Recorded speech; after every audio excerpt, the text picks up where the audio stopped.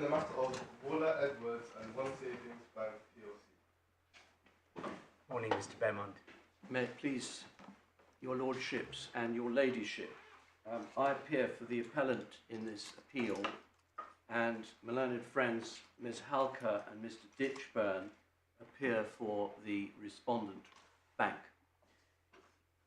This is an appeal from the appellate decision of Mr. Justice Edwin Johnson on 27th September of last year, and is brought with permission granted by Lord Justice Lewison on the 26th of October of last year.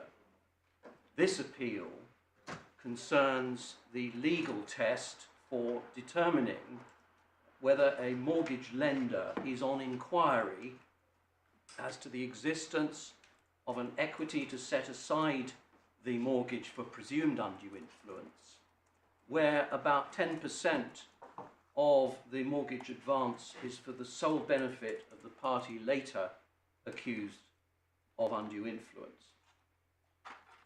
This case presents a variation on the issue of constructive notice, as well established in two cases reported in 1994, namely Barclays Bank and O'Brien, which I shall refer to as O'Brien, CIBC Mortgages and Pitt, which I will refer to as Pitt, and the later decision of the House of Lords in Royal Bank of Scotland and Ettridge No. 2, reported in the second volume of the appeal cases in 2002, page 77, which I will refer to as Ettridge.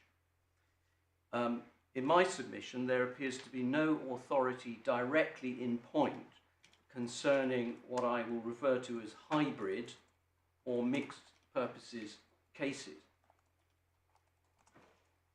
At trial in this case in December 2022, it was held that my client, Mrs. Waller Edwards, had been persuaded to enter into the relevant mortgage transaction with this bank under the presumed undue influence of her then male partner, a Mr. Bishop. It was and is conceded by the bank that it took no steps whatsoever, let alone reasonable steps in the language of O'Brien and Ettridge, to ensure that the entry of the appellant into the mortgage transaction was subject to independent legal advice, or that she acted freely and without any undue influence.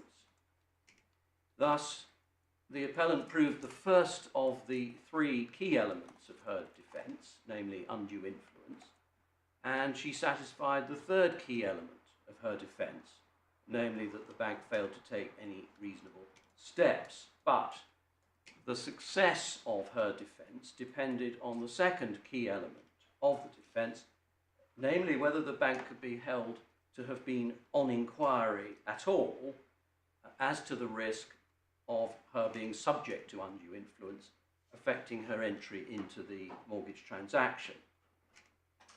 The learned trial judge, His Honour Judge Mitchell, held that the bank did not have constructive notice of undue influence because it was not on inquiry of the risk of the commission of presumed undue influence. And on appeal, Mr. Justice Johnson agreed with the trial judge. The decision of Mr. Justice Johnson was that the bank was not placed on inquiry from just over 10% of the loan being for the purposes of Mr. Bishop. His reasoning appears, as your lordships will know, between paragraphs 69 and 113 of the core bundle, pages 65 to 75 of the core bundle. The crux of his lordship's judgment was this, that looking at the transaction as a whole, I will call that looking at it holistically, it was not a surety transaction. Justice Johnson accepted at his paragraph 78 that some mixed purposes cases might place a bank on inquiry, but not this one. After Ettridge in 2001, the modern test of constructive notice in O'Brien-type cases has required the Court of Trial to determine in retrospect, of course, whether the impugned transaction was firstly one in which A offers some security for the benefit of B, described in the broadest terms as a surety transaction, and secondly, whether A and B were in a non-commercial relationship. Sorry, can you just say that again? What did you say that was? You said that was the modern test? After Ettridge, my lord, the modern test in these cases... Yes, where does this come from, this modern test? Ettridge. Oh, I see, it comes So from Ettridge. it's simply... Right, okay. I'm simply repeating. Okay, just tell me what it is again. A transaction in which, referring to A and B, in which A offers some security for the benefit of B, which is described as a surety transaction. And secondly, whether A and B were in a non-commercial relationship.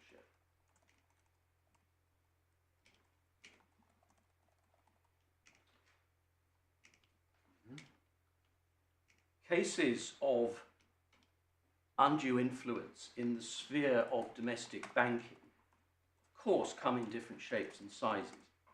A mortgage advance to A and B jointly for their joint benefit will be treated as unremarkable and therefore as not placing a bank on inquiry of the risk of impropriety by party B in procuring the consent of party A. That, in essence, is the ratio decidendi of CIBC and Pitt. The test is also easily applied when the facts present a mortgage advance to A and B for the sole benefit of B or for the sole benefit of a company owned or controlled by B. But the cases do not deal with whether a bank is placed on inquiry where the benefit of the loan is expressed in less divergent proportions. In short, there is no test of when a bank will be on inquiry in a mixed purposes case. Now, it may well be that a loan where the benefit ratio is 70-30 or 60-40 in B's favour would present little difficulty. The preponderance of the loan advance would clearly benefit B, and the bank would be on inquiry. But what about cases where B takes a distinct 40%, 30, 20, or, as here, 10% of the advance for his own purposes? Is that the whole story, though? Just the percentage? Not necessarily, my lord, no. No. I mean, the percentage is just one of a number of facts, right? What you have to persuade us is that the judge was wrong, both judges were wrong, to say that the question is one of fact and degree, the question as to whether the bank is put on notice. And we have no appeal from the finding of the judge that if it is a question of fact and degree, the bank was not in this case put on notice. Right? So you have to persuade us that that legal question was wrongly decided. I do. And the competing propositions, as it seems to me, are first that on your side there needs to be a clear rule so that banks and parties know where they are. Yes.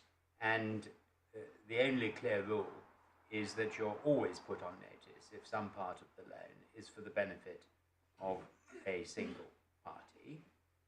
And the other position is, inevitably, it's a fact and degree question, because if it were just £500 for the benefit of the husband, or the condition that the lovely big loan to allow them to buy a holiday home in Spain could only be done if they paid off the mortgage on the HP on the car, which they jointly used, then it's that's a silly rule, and there has to be some fact and degree, because there will be cases where there's a very small benefit to the husband, even perhaps where the wife doesn't quite know that, and that shouldn't put the bank on inquiry. But it could be said in your favour, well, what's the damage in putting them on inquiry? They should do this in every case. It's now well established by Ettridge that you have a procedure you can follow, and if you don't do it, more fool you.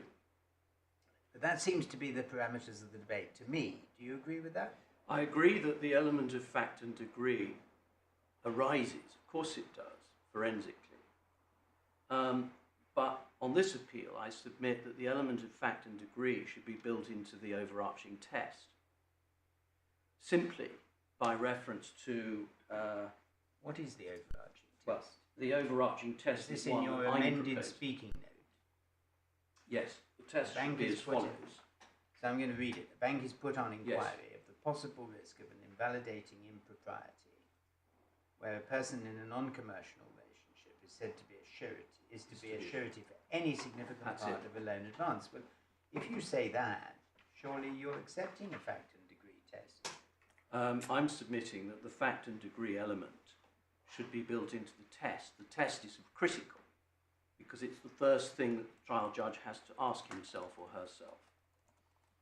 And Well, they did. Well, yes, They but answered it against you, and you haven't Well- got permission to appeal. I also attack from a different direction and submit that this idea of a holistic approach is wrong. Right. That the Ettridge test as it stands is calibrated in a more sophisticated way that doesn't involve just looking at a broad tapestry and picking out various obvious elements, but also involves looking at threads in the tapestry, not necessarily minuscule ones, but certainly anything that is significant. But would you, I mean, grapple with this, if you will, Mr. Beaumont. You haven't got permission to appeal the question of significance, have you? I have permission to appeal the issue of the test, and my submission is trained on that question, which was articulated clearly by Lord Justice Lewison in granting permission. But what I'm worried about is your test. I mean, maybe we can just disregard this because anyway it's not in your skeleton. But the test you put here seems to me to beg the question. Well, because you say the test is whether there's a significant part of the loan is for the benefit of one party. I do say that. That's because the existing That's test the judge doesn't said. reflect this kind of case. We come back to that simple proposition that the scenario here, for one reason or another, is not reflected in the test propounded in Ettridge. It's Mr. Beaumont, I may have less difficulty with the way you're putting it than my lord does. As I understand it, you're saying that it isn't right to say it's either got to be in this box or in that box, a binary, it's either a mortgage case or a surety case. But what one does is one looks at the totality of the transaction, and if anything other than a trivial element of the loan has the mark of being for one party alone, yes, that puts the bank on inquiry. yes, And that in this case, for example, had the bank carried out its duty of inquiry, then there's at least a possibility that what was going on would have been uncovered as to the whole of the loan. yes. And that, you say, falls within the permission that you've been given. I do. And I think we may have got into this discussion by your introduction of percentages and so forth, because we're not here to argue about the judge applied the right test and whether he was entitled to come to the conclusion that he did. Well, in my submission, I'm constrained by the terms of the permission granted by Lord Justice Lewison, so I'm focusing on the question of the correct legal test and as an exercise perhaps in self-discipline, not attacking the exercise of factual evaluation. But why do you say that he didn't apply the correct test if the judge decided as a matter of fact and degree that this was not a significant part of the loan? Because no one has propounded the correct test for a case like this. Could you put it this way, that both judges were assessing the transaction as a whole to see whether to apply the label surety transaction to it? And as I understand your argument, you say that's the wrong approach. And I think rather than using the word significant in your speaking note, as my Lord Justice Peter Jackson said you use the term trivial or non-trivial I did originally, yes. in your skeleton, and that may be a better Yes. concept to focus on. But coming back to the key point, I think you're saying the test shouldn't be look at the transaction as a whole and can you characterise the transaction as a surety transaction? I am. That is one of my first substantive submissions, that this idea of looking at the whole is misconceived. At the moment, I'm just introducing the landscape, if I may. I mean, do you not have to look at the transaction as a whole to see the kind of transaction it is on the authorities? I mean, I know the authorities are difficult to understand, and if it helps you, Mr. Beaumont, each of the members of this court has looked very carefully at the three major authorities, so you won't need to read them all out to us.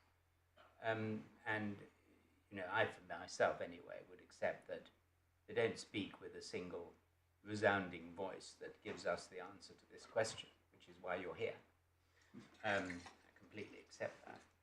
But it sort of would be strange, wouldn't it, if you didn't at least start by looking at what the transaction was in its entirety.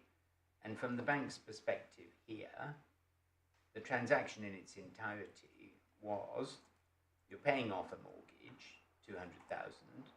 You're buying another property to live in because you're not allowed to live in this one under the conditions of the mortgage. And the bank's making it a condition that you pay off your named debts. Yes.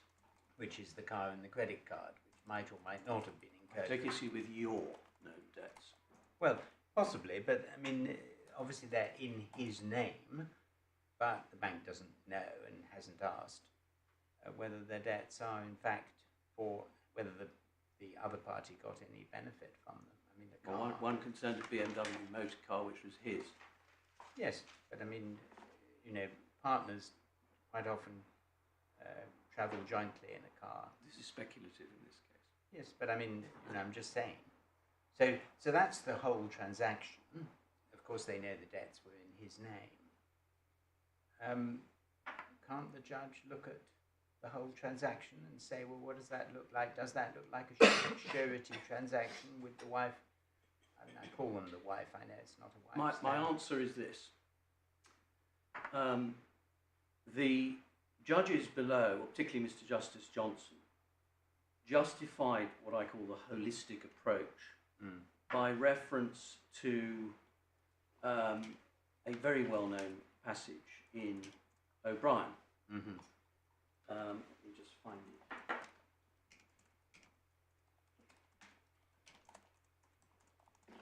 So this he did at...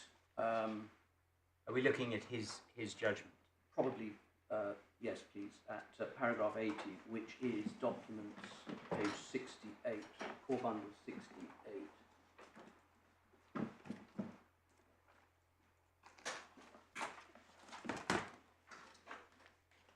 Yeah.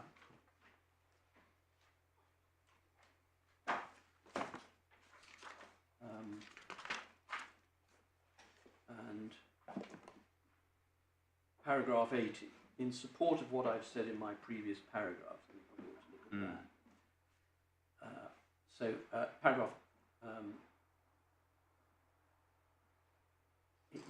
paragraph 78, he referred to my submission, that if their lordships had intended to confine the O'Brien principles to cases where the entirety of the loan was for the benefit of the husband, or even to cases where the majority of the loan was for the benefit of the husband, they could easily have said so. The judge agreed with that. And then his lordship said the fact that they did not indicated that the O'Brien principles could perfectly well apply in a case such as the present case, involving less than the majority of the loan being for the benefit of the husband, or, as in the case of Mr. Bishop, the person in the position of husband. I accept this submission in principle. Whether it applies to the present case is a question to which I shall come. As a matter of general principle, it seems to me the O'Brien principles are not confined to those cases where the wife or other person is acting as surety for the entirety of the relevant mortgage loan. The principles are clearly more flexible than that. Seems to me they're capable of extending to mortgage transactions where the position is less straightforward than the wife or other person acting as surety for the entirety of the relevant mortgage loan. Indeed, this may be said to follow from Lord Nichols' analysis in Ettridge at paragraph 49 of a wife becoming surety for the debts of the company in which she holds shares. On this basis, it seems to me that the O'Brien principles are capable of extending to what I would call a partial security case. So, from my point of view, so far so good, where the wife or other person is acting as surety in respect of part only of the mortgage loan.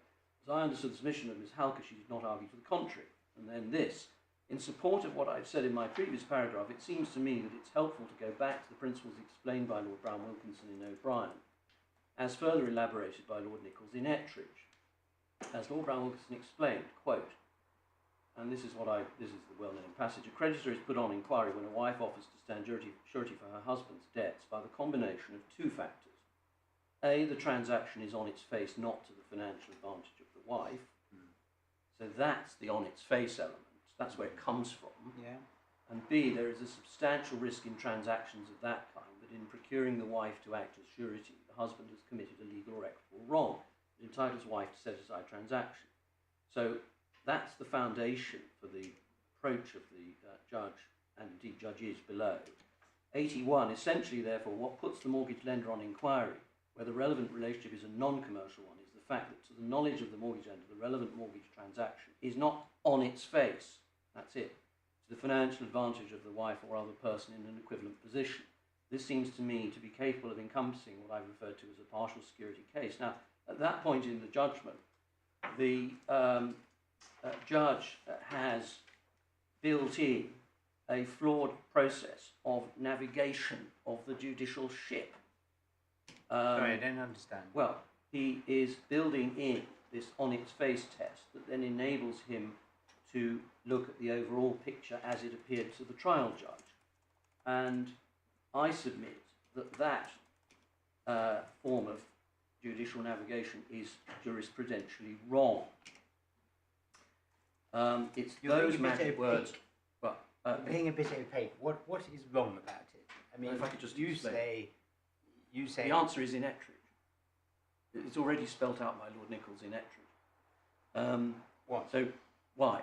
Because in Ettridge, Lord Nichols, speaking entirely personally as lawyer rather than advocate, this, as I recall, was the most surprising part of Ettridge after several years of O'Brien. At paragraph 44 in Ettridge, yes. Lord Nichols described this as not a test but a rationale. Yes. And at paragraph, well, I think I suggest respectfully that the whole paragraph needs to be read. Paragraph 44 in Ettridge, We've read it which several is times. in Authorities Bundle, page 64. Yes.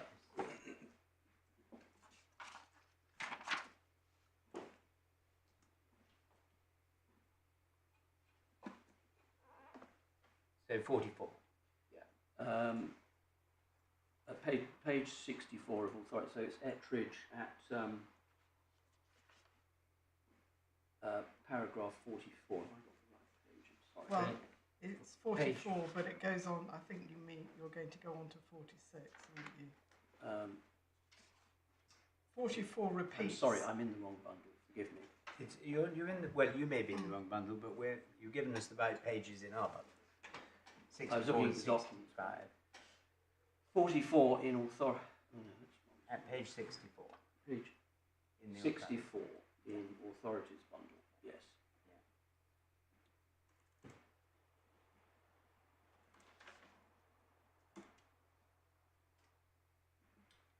Paragraph 44. In O'Brien, the House considered the circumstances in which a bank or other creditor is put on inquiry. Strictly, this is a misnomer. As already noted, a bank is not required to make inquiries, but it will be convenient to use the terminology which has now become accepted in this context. Yeah. And this is the first important point. The House set a low level for the threshold, Yes. which must be crossed before a bank is put on inquiry. And I shall be coming back to that. Yes. For practical reasons, the level is set much lower than is required to satisfy a court that, failing contrary evidence, the court may infer the transaction was procured by undue influence, and I shall be coming back to that. Then there's a quotation from Lord Brown Wills, the passage I just read out, this apparent two-tier test, the two factors including, quote, transactions on its face, etc., not to financial advantage of wife. And then Lord Nichols says, in my view, this passage read in context is to be taken to mean quite simply a bank is put on inquiry whenever a wife offers to stand surety for her husband's debts. And then, as your Lordship has just noted, jumping to 46, I do not read A and B as factual conditions which must be proved in each case before a bank is put on inquiry. I do not understand Lord Brown Wilkinson to have been saying that in husband and wife cases whether the bank is put on inquiry depends on its state of knowledge of the parties' marriage or of the degree of trust and confidence the particular wife places in her husband in relation to her financial affairs. That would leave banks in a state of considerable uncertainty in a situation where it's important that they should know clearly where they stand. The test should be simple and clear and easy to apply in a wide range of circumstances. I read A and B as Lord Brown Wilkinson's broad explanation of the reason why a creditor is put on inquiry when a wife offers to stand surety for her husband's debts. These are the two factors which, taken together, constitute the underlying rationale. So, in my submission, the approach of Mr. Justice Johnson, what I've described as a form of misnavigation right at the beginning of the journey, was to treat the on-its-face element in the O'Brien test as a test. It's not a test. But why if it's an underlying rationale, is it not right to say that the underlying rationale of the whole thing is to see whether the transaction is on its face, not to the financial advantage of the wife? Why does the fact that it's only the rationale and not a specific test make it irrelevant to look at the transaction as a whole? Because it is. It's just wrong. That's the whole point of describing it as a rationale and not a test. He doesn't say that, does he? Well, what was the point of that part of the judgment otherwise? Well, what he does say in the first two lines of 46 is, and he doesn't just refer to B, I do not read A and B as factual conditions, which must be proved in each case. The examples he goes on to give relate more to B. He doesn't really return to A, but he does say that neither of them are factual conditions to prove in each case. The context of paragraph 44 overall is that the test is described as having been set at a low level, simple low-level test for being on inquiry,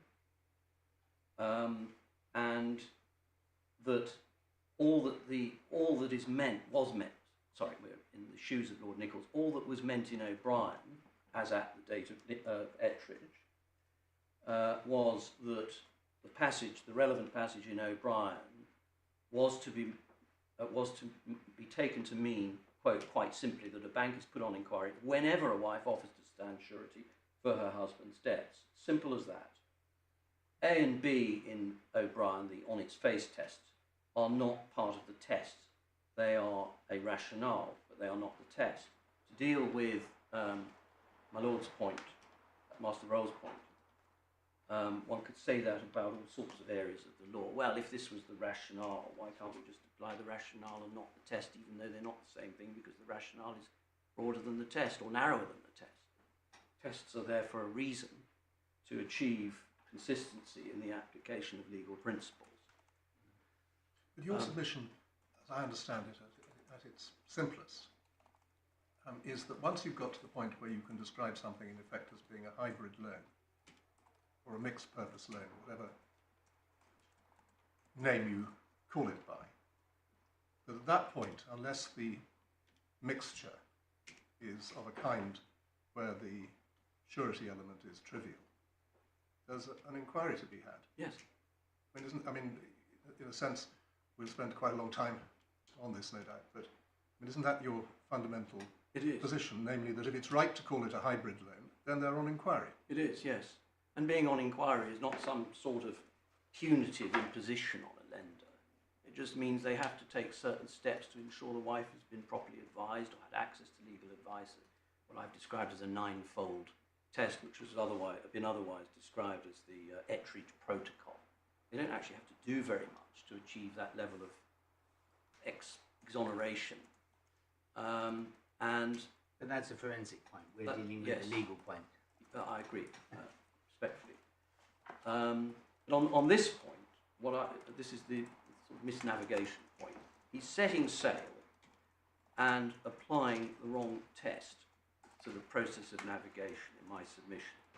And in the end, that test becomes a self-fulfilling prophecy. So you say... We're only looking at the whole, therefore I'm not concerned with that particular detail. I mean, you say that even though he said it was still the rationale, it ceased to be the test. So there was a very significant change in the test between O'Brien and Ettridge. There was. Yes. To the surprise of many. Yes. Actually, the O'Brien test was easy to apply, well understood, certainly better for banks and those acting for them. Mm. And then suddenly this departure in Ettridge. And you say the other judgments in Ettridge don't make any difference? I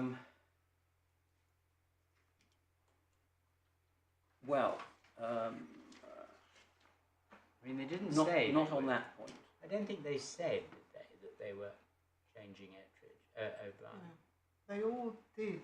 All the other judges said they agreed with the judgment of Lord Nichols, though. Yes, I don't think Lord Hobhouse, for instance, didn't go into this point, as I recall.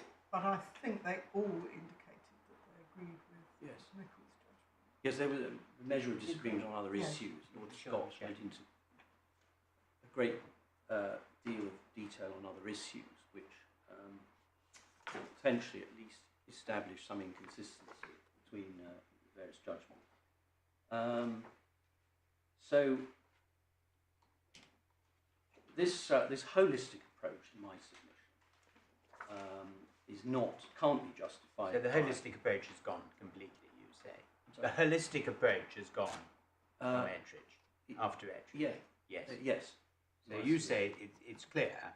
I mean, I think my lord put it eloquently, if I may say so. Yes. And in 2 lines, which is to be commended. Once it's a hybrid loan, unless the mixture is trivial, there's a bank that the bank is put on inquiry. Yes, I do exclude triviality. No, I get it. With I mean, I think my lady redrafted your speaking note effectively as well. Yes. But I think we get the submission very clearly. Now, how do you want to proceed? Because I haven't asked you how long you were thinking of being, but obviously you need to leave good time for the other side. I anticipated at the outset 3 hours, and it is now, I've been going for 40 minutes or so. Okay, 3 hours. Have you agreed that? Well, my learned friend asked me and I gave her an answer. I'm not sure she agreed or disagreed. If it assists, I suspect I could certainly be done within 2.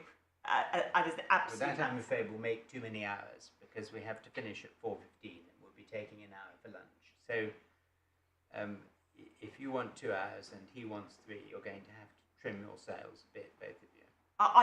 2 was the outside. I think 90 minutes is realistic. I think you must aim, Mr. Beaumont, to finish by lunch. Thank you. I'll do my best. If you're left with a little dribble over, you want to think about it, then by all means do that. Under this heading, there was reliance by the judge below on Judge Rich's judgment in a case called Midland Bank and Green. Does that really help? Does that really help? No, it doesn't help. Anybody? And the reason it doesn't help is very simple. It was sandwiched between O'Brien and Ettridge. So Green was looking at O'Brien, a test in O'Brien, and for this holistic approach, as it were. But Green was decided comfortably before Ettridge, about 8 years later. Can you just help me with this? We, and I don't know if I speak entirely for my colleagues, but I anyway, am slightly bemused that this point has never come up squarely in a case before.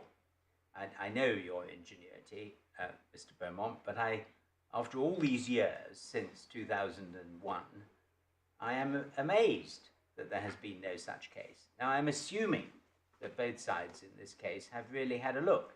Am I right? A look, another look, and another look. You really have, both of you. Well, yes. Astonishing. I mean, I can't. Yeah, it is to that extent. Okay, well, that's we're here to decide the law, Mr. Beaumont, so we're pleased to do that. But if you do find anything, even at your final look, please make sure you tell us. Of course. I mean, what we have are little shards of references in other cases, and Green is an example of that. So, for example, The Green's before Ettridge. It is. You say Ettridge changed the law, so really Green doesn't help us one way or another. I will say no more about Green. Now, the judge in the county court, the trial judge, arguably took a slightly different approach, which was, well, this isn't really a surety case at all. And his precise language is at his paragraph 119, 120, where his Honour said, the instant case that I'm dealing with is not on the face of it, there's that test again, what would be called a surety type case. Indeed, it is only a surety, and then, or only has an element of a surety case, he said, at all, if one takes into account the intended payment of Mr. Bishop's credit debts. So there he is questioning the very definition of surety and as to whether there was any surety element properly so called. And at paragraph 121 of that judgment said this, to my mind, whilst to a limited extent the instant situation could be described as hybrid, overall the pattern of borrowing is much more consonant with what was being considered in Pitt than the straightforward surety case in Ettridge. And here we have a puny judge religiously observing the doctrine of precedent and looking for answers in established authority. Clearly he was basically applying the on its face test, which I say was wrong as a matter of law, but he was also questioning, definitionally as it were, whether this was a surety case at all. And It's a funny use of language, isn't it? Surety. certainly. I mean, a surety generally means Guarantor. somebody who stands surety or guarantees somebody else's debts. But I mean, I think the language is well established. Language is well established, and it has a broader meaning than mere guarantor. But that said, I would suggest this. A can be a surety for B in a sum that is less than the whole of the principal debt. Yes. And that's the whole point of a limited guarantee. Yeah. I simply make that point, so that the trial judge was looking, approaching the definition in a way that was really unrealistic. But I mean, you say both judges were wrong in principle, and you've explained why, because they misunderstood the paragraphs in Lord Nichols' judgment in Ettridge. And for my part, I understand that very clearly now.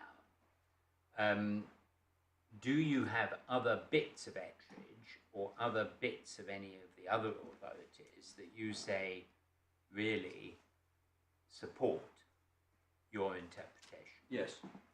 Yeah. Um, Can you show them to us? Well, other parts of Ettridge, yes, interwoven with other points. May I just throw in this thought? I'm taking myself out of my own order, but just this thought. And this really focuses on the 10% point. What if, I ask rhetorically, what if the bank knew that 10% of the loan was to be used for some criminal enterprise? Let's say a payment of £40,000 as a bribe to be paid to a broker or someone inside the bank. And let's assume the bank knew that. Could the bank then sensibly say it was not on inquiry as to the risk of criminality, I would say no. Of course not. And the corollary of that rhetorical question is that 10% would be enough to put the bank on inquiry as to the possibility that the transaction was a vehicle for fraud. So on inquiry only means an issue has been presented to the bank in respect of which it should have taken a closer look, and in this context made sure that the wife knew what she was doing, and that she was acting voluntarily. So with that, I mean, obviously the bank says, and the judge said, the evidence, if I remember rightly, of the bank's witness was that would, this happens all the time. We make it as a condition that they must pay off their debts, and some of them will have debts in the wife, and some of them will have debts in the husband, and that can't possibly put us on inquiry, or it would make a chaotic situation. It would make, sorry? A chaotic situation, or it would give us undue obligations, onerous obligations in too many cases. I mean, that's their side of the story, right? But you say, whatever they may say about that, it's a perfectly simple thing to do, and you should have to do it. And it seems to me that that argument doesn't seem to point one way or the other, because either you're right about the law, and if you're right, then what you say must be done follows, and if you're wrong about the law, then it doesn't.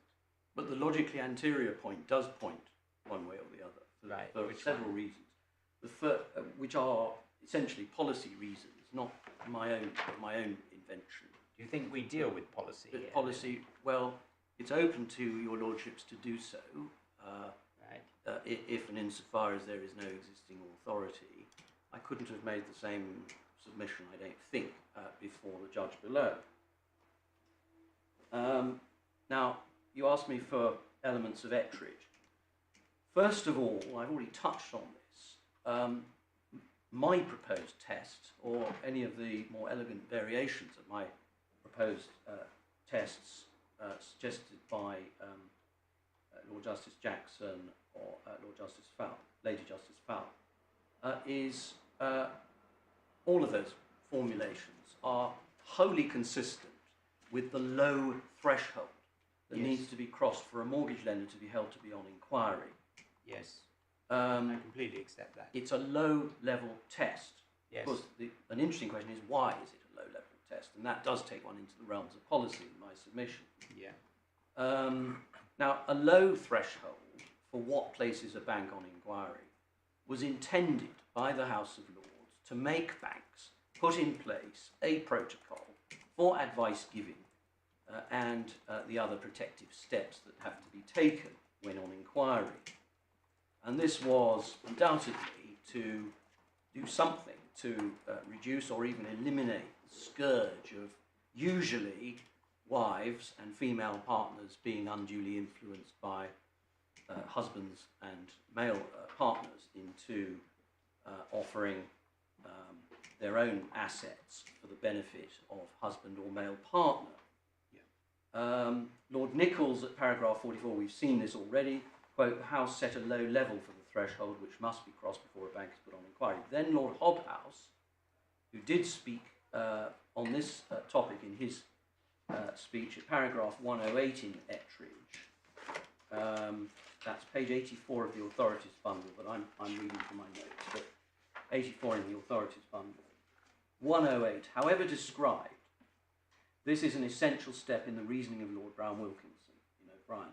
The wife becomes involved at the request of her husband. It is he who, in these types of cases, is the source of the undue influence and commits the equitable wrong against her. But the party with whom the wife contracts and to whom the wife accepts obligations is the lender.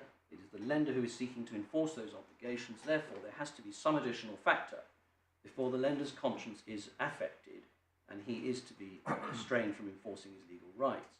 The solution adopted by Lord Brown-Wilkinson was to formulate a principle of constructive notice. He did so in terms which were not as restrictive as the established principles of constructive knowledge. Quote, however, there there is a structural difficulty in this approach. Notice that the risk of undue influence is not an all or nothing question. Situations will differ across a spectrum, from a very small risk to a serious risk verging on a probability. There has to be a proportionality between the degree of risk and the requisite response to it.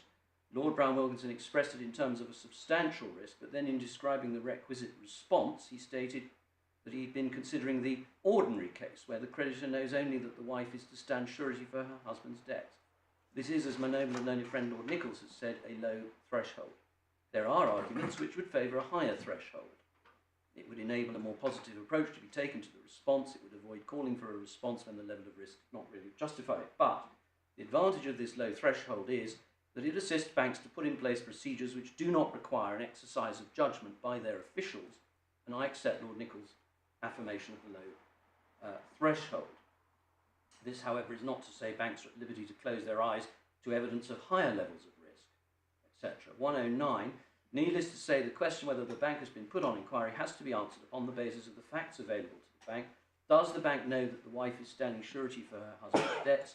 This should be an easy question for the bank to answer. The bank should know who the principal debtor is and what is the purpose of the facility. Likewise, the bank should know of any factors which are likely to aggravate the risk of undue influence. I'll come back to that. The position, therefore, is that in relation to any guarantee by a wife of her husband's debts, or those of his company, and I ask you mentally to underline the word any, the bank is put on inquiry and accordingly will have to respond unless it's to run the risk of finding that the guarantee and other security provided by the wife are unenforceable. If it becomes aware of any aggravation, again I ask you mentally to underline that, of the risk of undue influence, its response must take that into account. More will be required to satisfy it that the wife's agreement has been properly obtained. So, in my submission, on the facts of this case, the application of that low-level test in reference to £39,500 of credit debt ought to have been found to have been enough to place the bank on inquiry had the correct test been applied. Undoubtedly, my client was a surety in the sense intended, in the broader sense intended. And undoubtedly the relationship between the parties was, quote, non-commercial, close quote. That's the modern test. And all those elements were in place. They were in place for the simple reason that the two basic elements, the non-commercial relationship and the fact that wife A was underwriting B's debts to some extent, meant she was a surety to that extent, to that limited extent, and that was enough in my submission to trigger the obligation to engage in the 9 steps that are part of the Ettridge Protocol. There is no further element in this test requiring that the debt has to be the main element of the overall borrowing when looking at the transaction as a whole. And to use the exact language of Lord Hobhouse, the 10% factor did, quote, aggravate the risk of undue influence. Can I It's ask you still a this? lot of money. Yeah. I mean, I see that passage, and I think that is helpful to you. But I want to ask you this. Let's say, postulate these facts, exactly the same as this case. The couple, let's say the couple, go to the bank and say we want to buy a new house to live in Spain, and we want to mortgage our existing house. And the transaction goes through. It's a PIT case, right? And the bank says, but actually you've also got 10,000 on the credit card, 20, it doesn't matter. And we make it a condition. We'll only lend you the money. So you can only have your house in Spain if you also borrow enough to pay off the credit card and pay off the credit card with the mortgage loan. And the credit card happens to be in the husband's name. That, on your analysis, triggers the Ettridge obligations. Yes. It sounds a bit burdensome because the transaction is really one the wife wants, is for her benefit, can only happen if this debt is paid off, Then it's it- not burdensome. Hmm? That's the answer she will give when the question is posed by a solicitor. but the Please bank, don't trouble I mean, the to whole make point inquiry. is the bank is looking We've at always it. wanted to live in sunny Spain. I mean, I think you accept that the bank is only to be judged by what it's told and what it knows. In other words, it's not looking at the relationship. It's not looking at sunny Spain. It's looking at the transaction. That's true, isn't it? I mean, that is found in these cases. That the bank is judged by what the transaction is that it's entering into.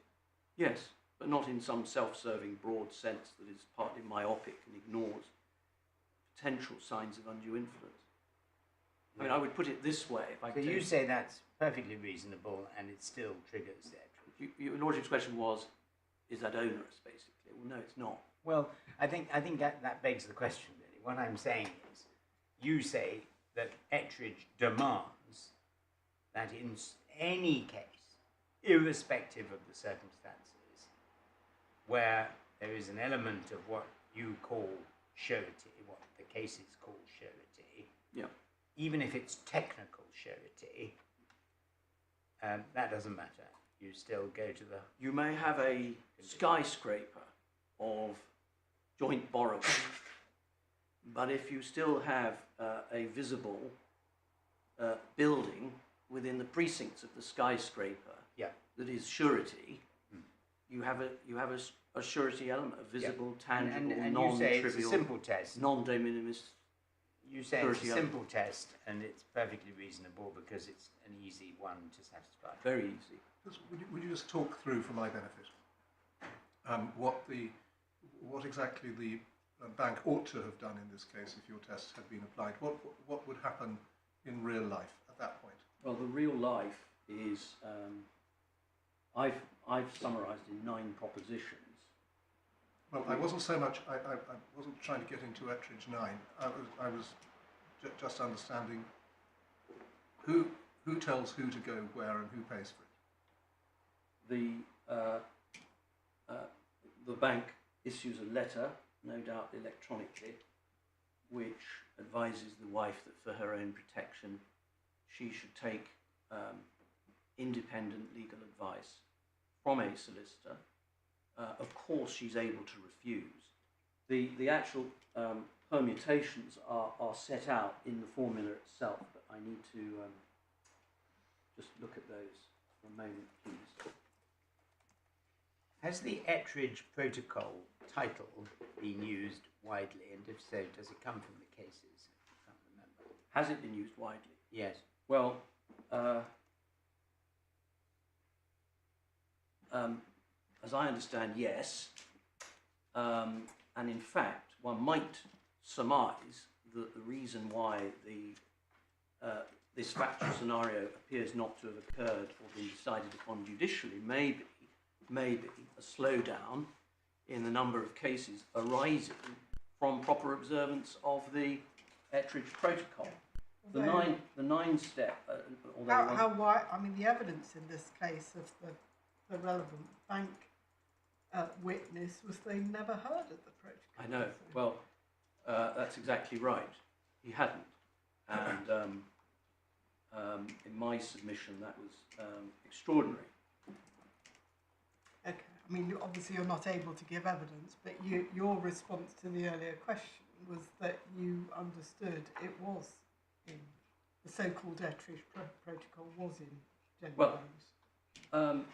Why The House of haven't Lords we been shown textbooks? I'm sorry. Why have we not been shown textbooks? Because I took the precaution of looking at mine, Yes. and there is some I hesitate to call it learning, but there is some mention of Ettridge and how it's to be applied in Snell and Lewin and other books. Why didn't you help us? I've looked at all the textbooks, my lord. Yes, and what did you think? And I focused on whether there is any indication as to further explanations of this test on inquiry. A paragraph which seems rather thin in most of them. Yes, I thought they were thin, but Yeah. did none of them say that this is a hair trigger, this is a low threshold trigger, and that Ettridge changed O'Brien? Well, part of the answer is that in Ettridge there was commentary on the fact that the banks did not like the O'Brien formula because they did not want to be giving advice directly to wives in a way that might expose them to liability for misstatement and would prefer to factor that function out to independent contractors, solicitors. In Ettridge itself, in subsequent jurisprudence, I'm not aware of any equivalent commentary on the effects within the banking sphere of the Ettridge Protocol. My Lord, Lord Justice Peter Jackson's question, the answer to that is paragraph 54 of my skeleton argument. 54, can we just go to it? Where I've explained the relevant reasonable steps.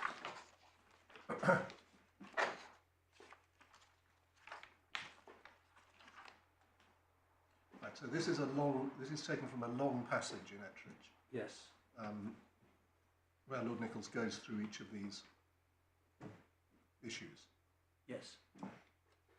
I hope that's the answer to your Lordship's question, what would happen on the ground, essentially. And you can see, bank should take steps to check directly with wife name of solicitor she wishes to act for her. The bank should communicate directly with wife, informing her that for its protection it will require written confirmation from the solicitor acting for her, to the effect the solicitor has fully explained to her the nature of the documents and the practical implications they would have for her.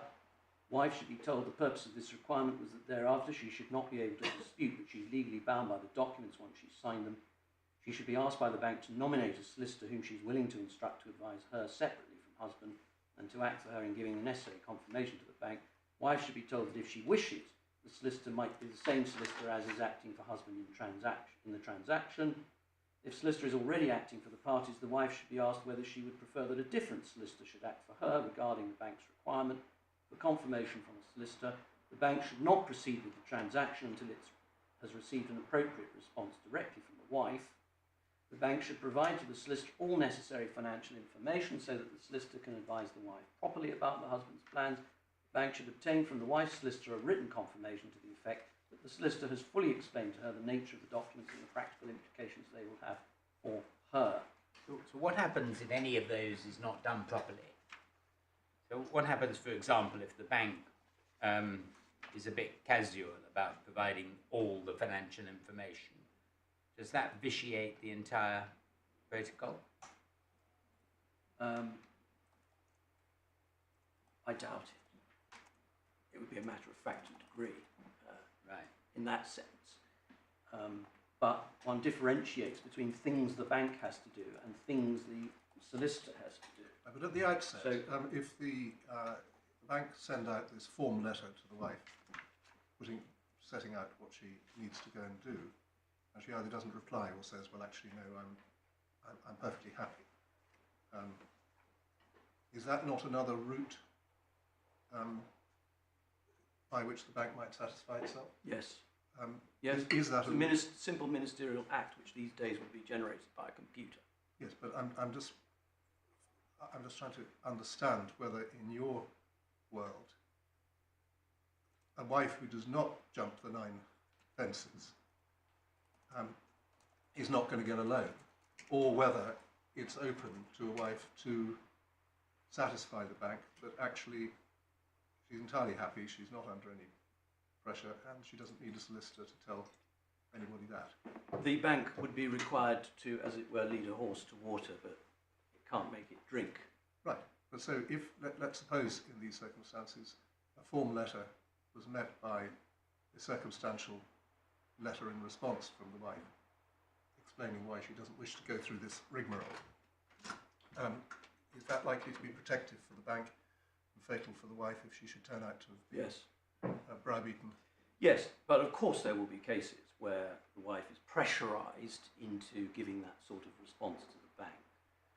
Right, so but just so I'm understanding, but- these steps are not essential if the bank wishes to be sure that it's protected, they're essential, but the bank may choose to make the loan on the basis of some lesser assurance that it's not dealing with an equity breach. No, because with respect, the real question is one of constructive notice. Does the bank have constructive notice of impropriety behind the curtain? And all that this protocol is doing is to provide to banks a way out from Yes, finding. I've understood that, Yeah. but I'm trying to pursue the point made by my lord about whether all this is really superfluous in many cases, and if it was superfluous in a particular case, is there a way in which a wife could persuade a bank to go ahead with the joint loan on the basis of something less than the 9 steps?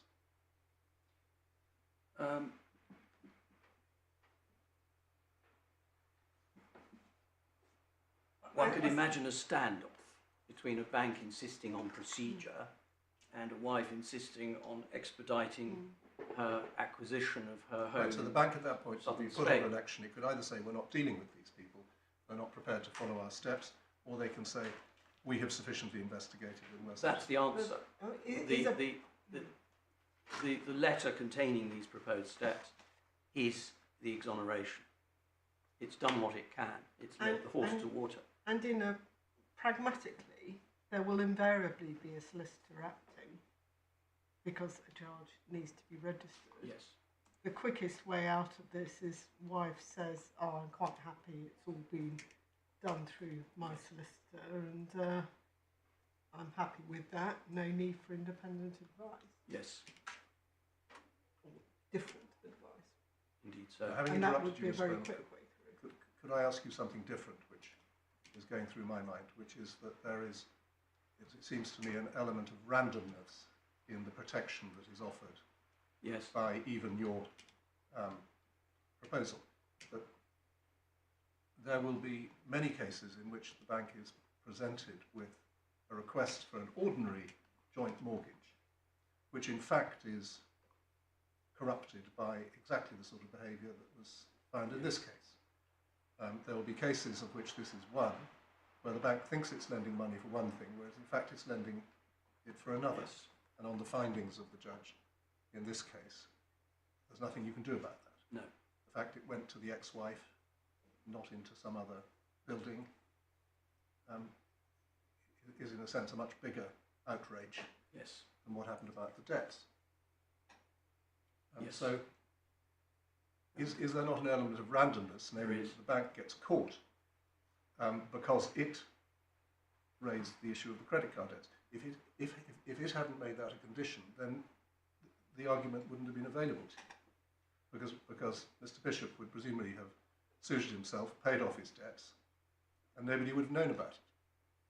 Maybe so. Can I deal with randomness? Yes. The whatever the correct test, and certainly on the existing state of the law addresses randomness in the only way it can, which is to reduce risk. And even though risk can't be fully eliminated, let me just find the quotation, please.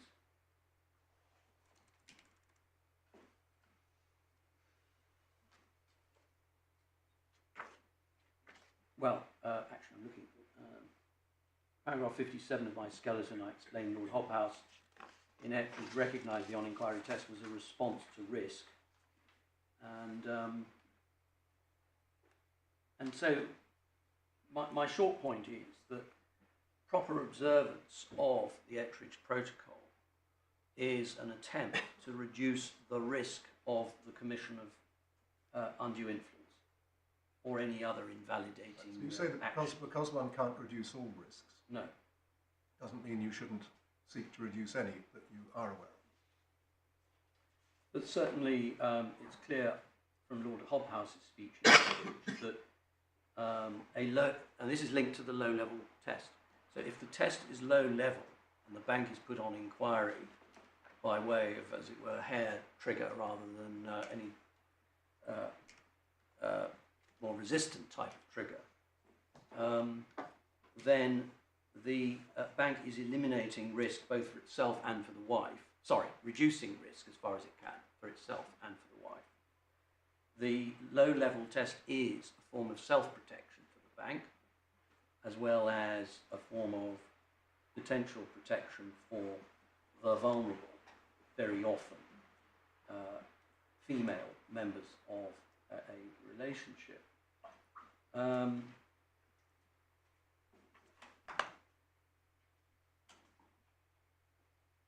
So we looked at paragraph 108, which links the question of risk to the low threshold, paragraph 108 in Ettridge. And again, the language of paragraph 109, any factors which are likely to aggravate the risk of undue influence. I mean, practically, Mr. Beaumont, once you get into this process, it can be quite time-consuming and difficult, because the bank is meddling really in what is the relationship between the husband and the wife and their advisors, and sometimes they come to know things, no doubt in practice, that they didn't know before, and then they have to take quite difficult judgments as to whether they can go ahead with the loan and what protection they need. So the 9 factors are not really sort of God-given in any sense. They're a process, if you like. Protocol is a good term, I think. They're a protocol. But once you start down that road, the simple remortgage transaction might become something a bit more complicated. Well, I would respectfully disagree. I mean, I know it's intended to be simple, but Yes. I don't know if there was any evidence before the judge below from the bank as to, it sounds not, because the bank seemed to think it had never heard of Ettridge, so it couldn't give evidence as to what happens when it applied it. But anyway, the It representative... was probably an unfair question on my part when I asked, literally in terms, whether the witness had heard of the Ettridge protocol. It was a barrister's question, but I wouldn't give you great you can't give any evidence anyway, so you can't and I can't, so there we are. We don't know. I've been given some instructions. Yes, I'm reminded that Lord Bingham spoke in terms of minimum requirements right at the beginning of the judgment in Ettridge, paragraph 2. Lord Bingham? Yes. Lord Bingham. Oh yes, of course, he gave a He short says judgment. only minimum gave a full paragraph. requirements to reduce the risk of error. Which paragraph? 2, at 2. the end of 2. Sorry, thank you.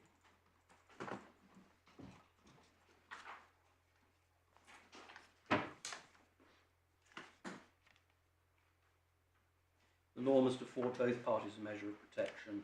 It cannot prescribe a code which will be proof against error, misunderstanding or mishap, but it can indicate minimum requirements which, if met, will reduce the risk of error, misunderstanding or mishap to an acceptable level. That's basically the point I'm making. He then elaborates on that in 3 to an extent. These minimum requirements are clearly identified in the opinions of my noble and learned friends, Lord Nichols and Scott. If these requirements are met, the risk that a wife has been misled by her husband as to the facts of a proposed transaction should be eliminated, or virtually so. I think that's the point that I was asking you about, because I'm not quite sure how that arises. How it would. But yes, there can still be a tremendous amount of dirty dealing behind the curtain. Of course there can. Which, anyhow, that was a... Maybe this was over-optimistic on the part of the court. View. But really, your point, as I understand it, is that if the bank is willing to make the husband pay off his debts for its protection, so that he should be a better risk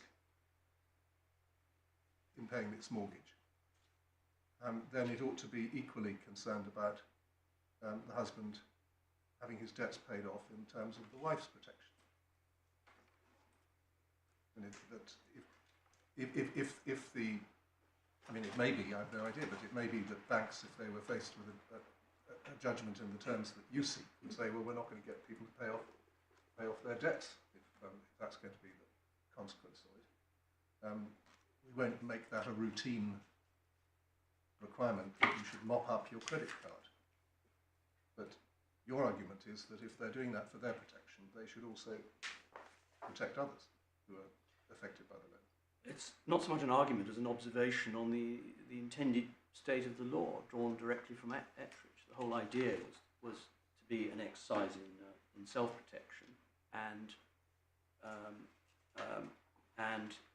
an attempt to eradicate the scourge of this irrepressible flow of undue influence cases that used to be the case, though there could be another reason why that is reduced, which is the absence of legal aid. I mean, your case is, really very simple. You say we are bound by the House of Lords in Ettridge, and the position in Ettridge changed the position in O'Brien and imposed a clear low threshold, which is valuable for its clarity and applies in every case in which any non-trivial element of the loan is paying off the one party's debts. And I mean, that does have the commendable, if I may say so, the commendable virtue, as you say, of simplicity, and fits in, if not absolutely precisely with Lord Nichols, certainly fits in with Lord Hobhouse's few paragraphs about threshold, and Lord Bingham's view about the clarity needed. The problem I have is that it seems to me to be not at odds, but fits uneasily with the underlying rationale from O'Brien, and that I'm not clear, as clear as you are, that Ettridge was actually setting out to change as opposed to clarify O'Brien. It says O'Brien followed in the head note. Yes, I know. And I was going to look at the head note to clear that in my mind, but it says O'Brien followed, and my understanding of Ettridge is it's always been billed as an O'Brien followed case. Well, a progression, really. Progression, perhaps. One critical element on the relevant topic of constructive notice is this, that after O'Brien, the relevant species of constructive notice was thought to require constructive notice of the elements of undue influence. That's a higher threshold. Yeah. I'll come to that. In fact, I'll deal with it now. Whereas after Ettridge, the test is framed in a way that doesn't require the bank to have constructive notice of the elements of undue influence.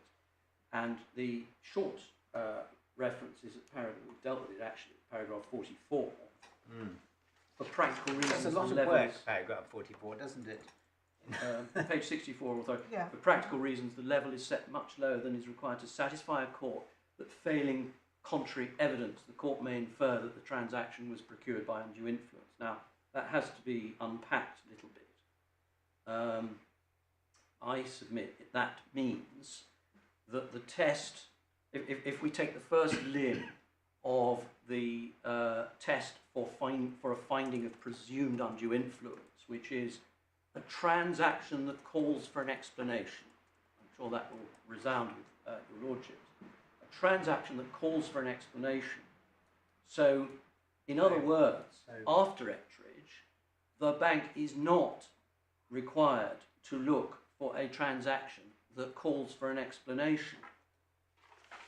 So, obviously, the £10,000 element on its own would not call for an explanation. Well, hang on, isn't the calling for an explanation simply the standing surety? Or have I missed something? That is the transaction that calls for the explanation. Yes, that would be a more benevolent way of from my point of view anyway, of articulating it. But my point is simply that in Ettridge,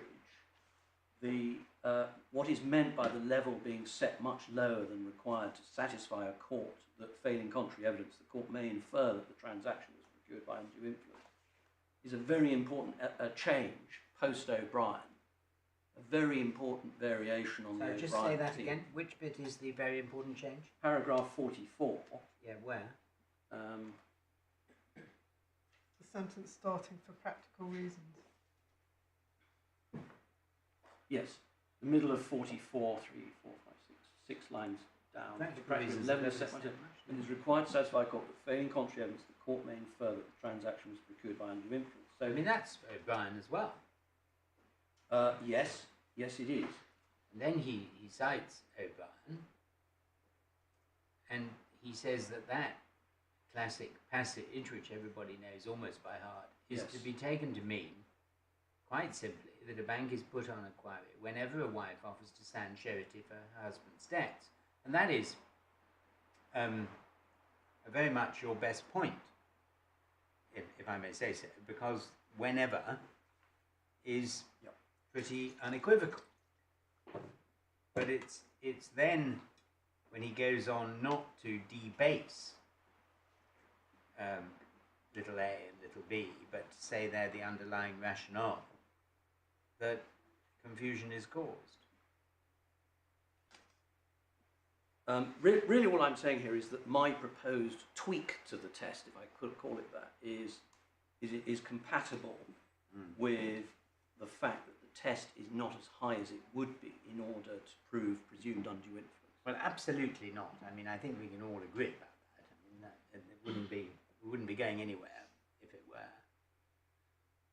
I mean, the test was very high before. I wanted to, I have an eye to the clock, and I would like to, I may not be able to cover all of my intended ground, but if I may, I would like to deal with the discrete position of women. And if I just find my note, please.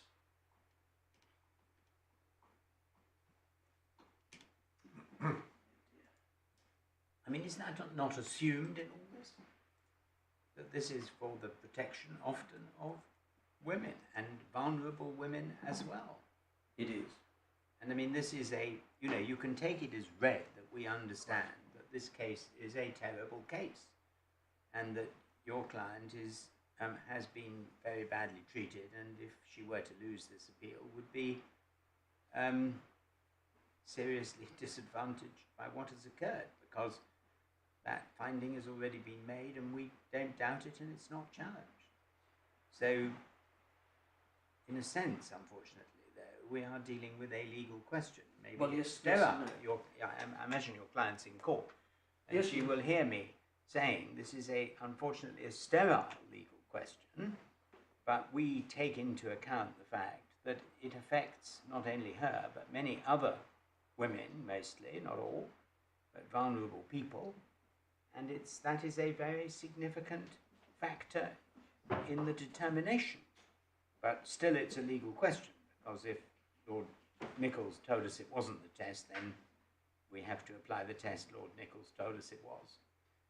In my submission, an element of policy does come into this. Yes, but I mean, in a sense, it's policy that's already been argued. It is. It's the horrible phrase. It's rather baked in, isn't it? Rather Baked in. baked in, yes.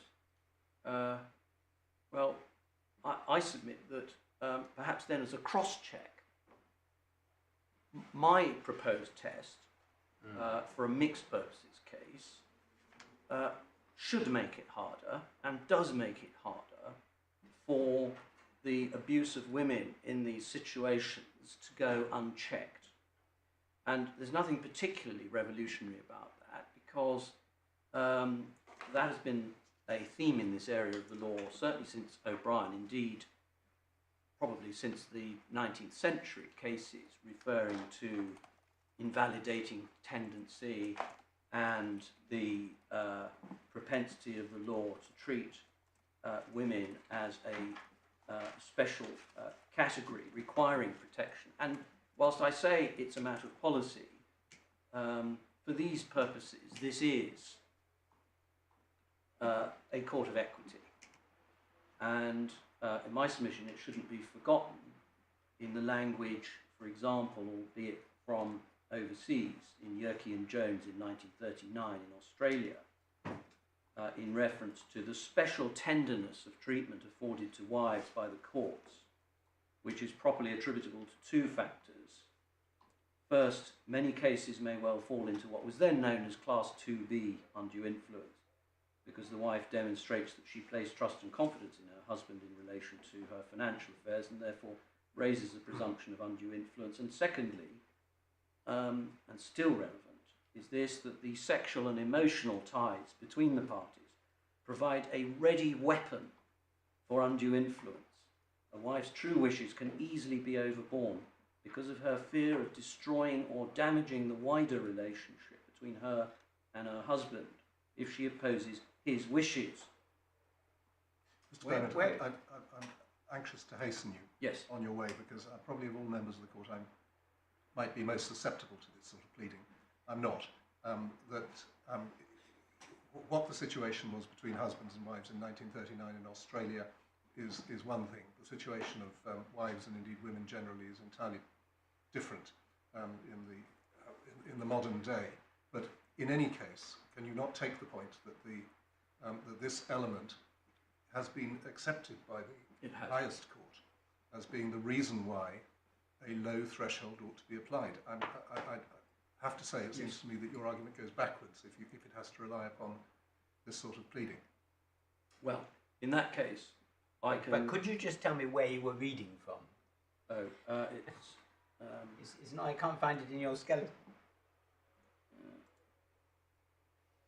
I think it was actually. I think In case I wanted to, in case I wanted to be educated as to the mores of 1939 Australia. No, it was Yerke and Jones. Yeah, where? What? But that was. I was quoting from O'Brien itself it's in the bundle at pages 11 and 12. O'Brien at page 11 and 12. That's enough for me. Thank you. And really, as a cross-check, is my submission that my test has the attraction of dealing with what is still, as this case demonstrates, the problem of manipulation of women in emotional relationships having serious financial consequences. And if and insofar as the court does have elbow room, the choice of test must reflect equity's traditional tenderness towards female victims of undue influence, as it did in O'Brien. And so in support of that, I'm simply quoting from page 190E in the report of O'Brien, which in turn quoted from Mr. Justice Dixon in Yerke and Jones. So there's nothing novel about that. We've got all that. And can you just, you've identified very helpfully the fact and degree passage, or the passages in Edwin Johnson, Mr. Justice Edwin Johnson's judgment that you say is where he went wrong in looking at it holistically. Yes. Are there other parts of his reasoning which you say is wrong, or is it really all hanging on that thread? My attack is on the way in which the learned judge set course, to extend the metaphor, at the outset of his judgment. The test is not holistic. It's not holistic because the on its face test in O'Brien was not a test at all. In some ways, it was as if Ettridge had never been decided, so that Mr. Justice Johnson reached back to the O'Brien test without acknowledging that it wasn't a test at all, but had subsequently in Ettridge been described as a rationale for a test. Where is the best bit in which the Ettridge judges said that you look at it from the lens of the bank rather than the parties?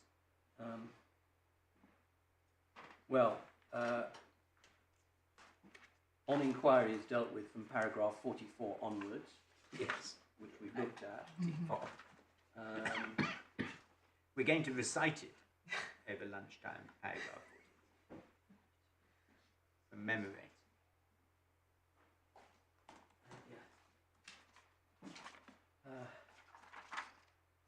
It doesn't matter because we can find it ourselves.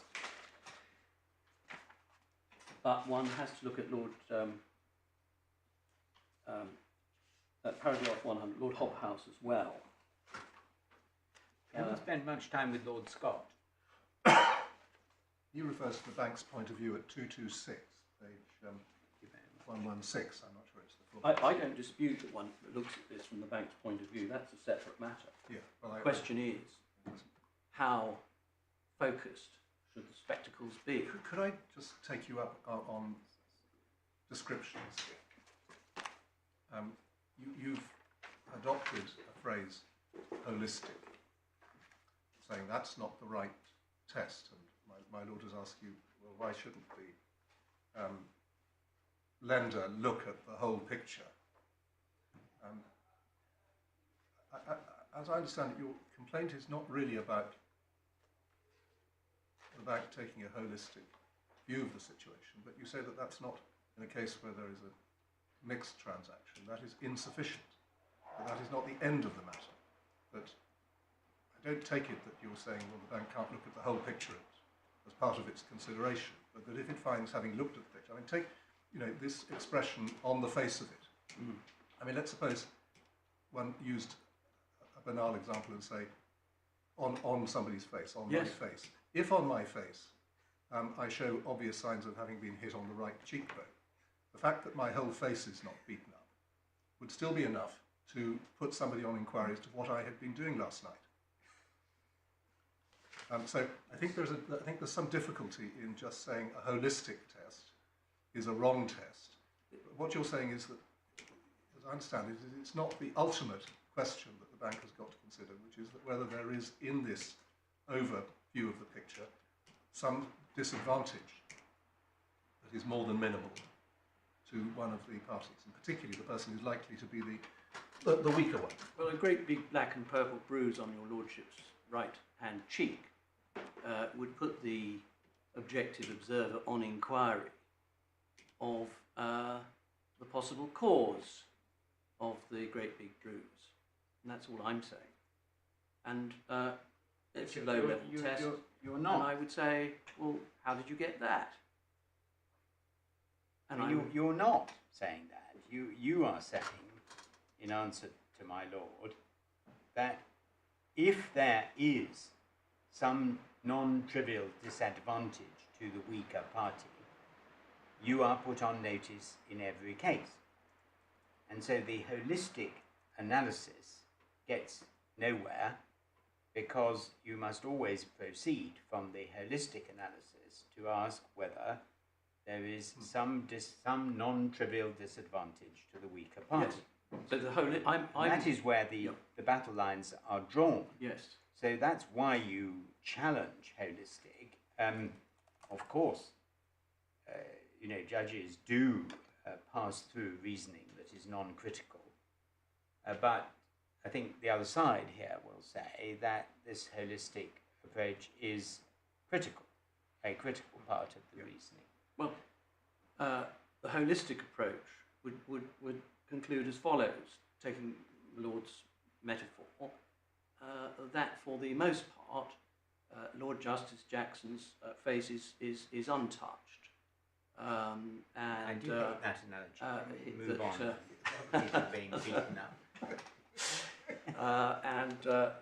That his lordship's handsome good looks are actually unaffected by an apparent blow, and the general scheme. We don't need to ask him about this bruise. He may just have banged his head as he got up this morning.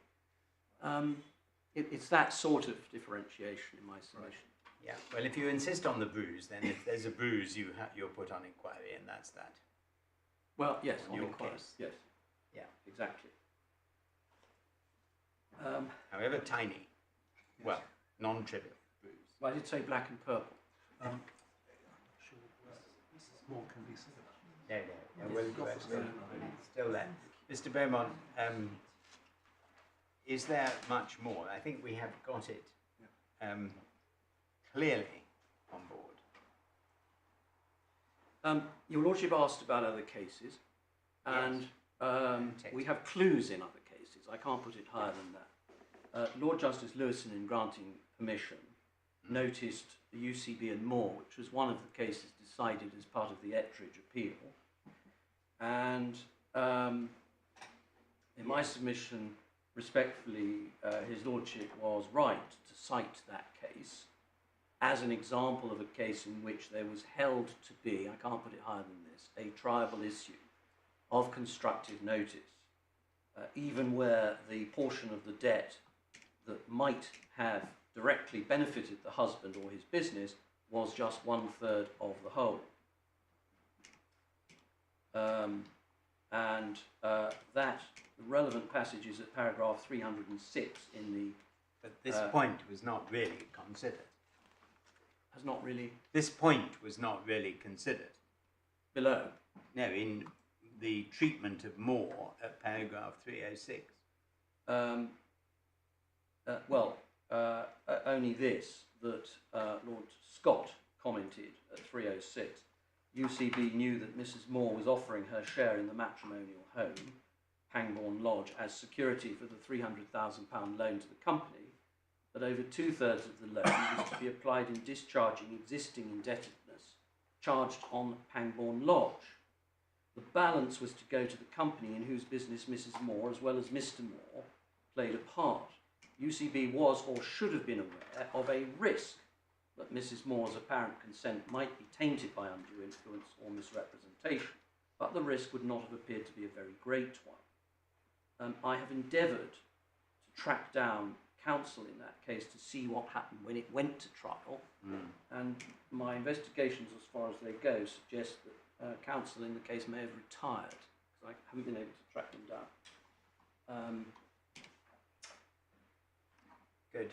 Well, and there are other indications. So, for example, what I've described as the Lord Justice Peter Gibson test that was adopted in Pitt at 210E, and the language adopted by the House in Pitt, so often cited as authority for the proposition that I face, was nevertheless in these terms, quote, by parity of reasoning, if there is a secured loan to a husband and wife, but the creditor is aware that the purposes of the loan are to pay the husband's debts or otherwise for his as distinct from their joint purposes, the creditor, without taking precautionary steps, may be affected by the husband's misconduct. That has the imprimatur of the House of Lords in Pitt. See Authorities Bundle, page 31. but that's unhelpful to you, isn't it, really? Because the purpose of this loan, from the bank's point of view, was not to pay off the car, but to buy a new house and remortgage, which were joint purposes. So that sort of somewhat, I'm not saying conclusively, but somewhat supports the holistic approach, doesn't it? But I agree, there's language in it that you can pick out. Yeah, exactly. But I mean, it's colourable.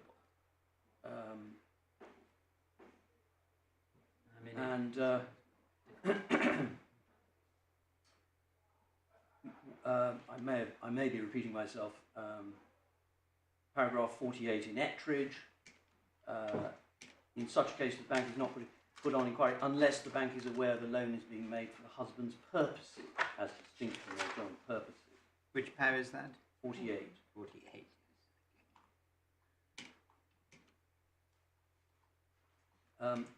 Then there's Lord Scott in Ettridge. You'll recall Lord Scott producing his own summary of the law, which I suspect was slightly controversial at the time, but that doesn't matter. Authorities, page 111, and I simply refer to the 6th proposition in the summary of the law as it was clarified by Ettridge. 6.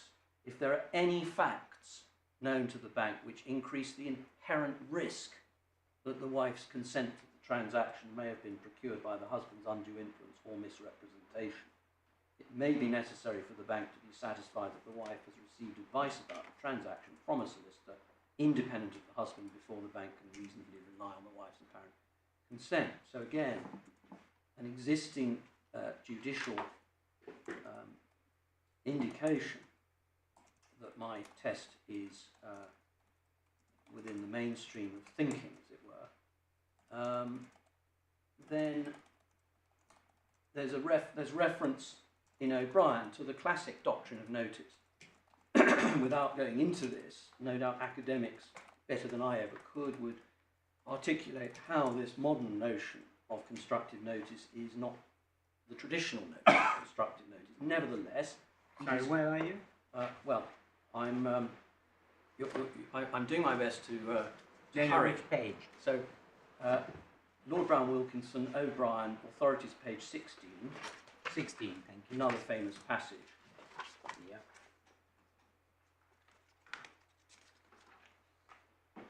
The doctrine of notice lies at the heart of equity. H. 195G2H, internally. Shall I pause? No, it's fine. The doctrine of notice lies at the heart of equity, given that there are two innocent parties, each enjoying rights. The earlier right prevails against the later right if the acquirer of the later right knows of the earlier right, actual notice, or would have discovered it had he taken proper steps, constructive notice. In particular, if the party asserting that he takes free of the earlier rights of another knows of certain facts which put him on inquiry as to the possible existence, I come back to that, of the rights of that other, and he fails to make such inquiry or take such other steps as are reasonable to verify whether such earlier right does or does not exist, he will have constructive notice of the earlier right and take subject to it. Now that was described by Lord Scott in Ettridge at paragraph 143 as a, quote, classic statement of the operation of the doctrine of notice in order to determine the priority of property rights. And so in my submission, the operation of the classic equitable notice doctrine itself contemplates notice deriving from, quote, certain facts, unquote, which connote possible underlying wrongdoing subsisting within a broader set of facts. So we're concerned with certain facts and we're concerned with possibility rather than probability. And that is another limb to my submission.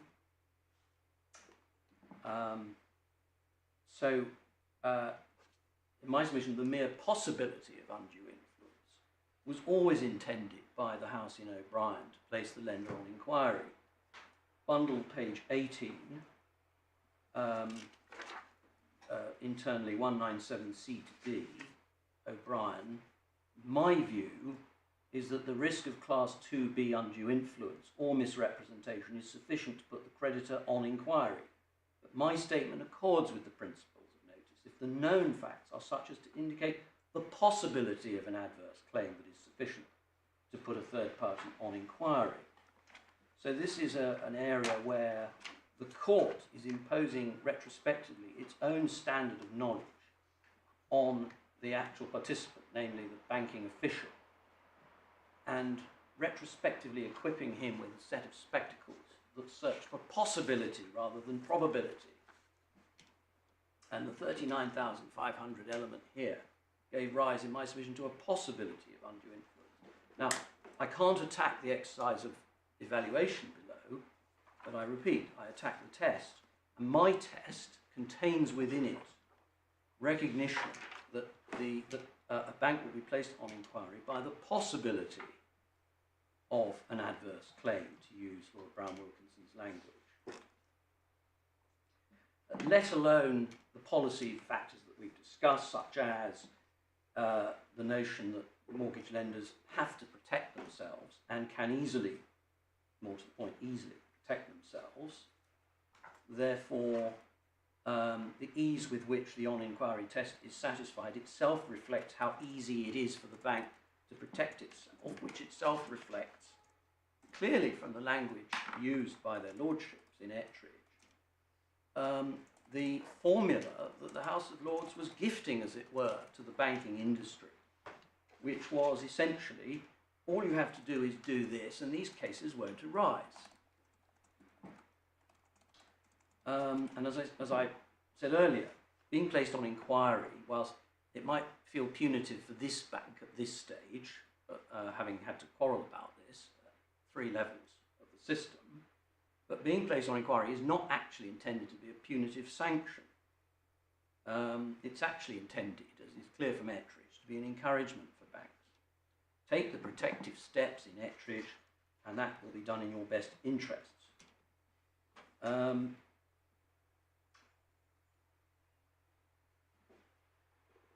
more to the point, if one looks at the overall appearance, the holistic notion, if one looks at if the relevant test requires the court to focus on the whole when looking retrospectively at the behaviour and thought processes of the banking official, then that operates at 2 levels. That approach is simply not consistent with the idea of a bank becoming obliged to take reasonable steps for its own protection. So a finding of on inquiry might seem to come to the assistance of litigants such as my client, but actually an easy finding of on inquiry was always designed for the bank's own protection. And could I make this point as well, that my proposed test fits better into a cohesive scheme than the test adopted by the trial judge and Mr. Justice Johnson, for this reason. The reasonable steps were carefully crafted in Ettridge. I list them as 9, they may be more or less. They are non-onerous steps. And the House of Lords dealt with the judgment in 3 parts: undue influence, being on inquiry, and reasonable steps. And those 3 elements were never intended to work against each other. They were to be internally complementary components of the same working machinery.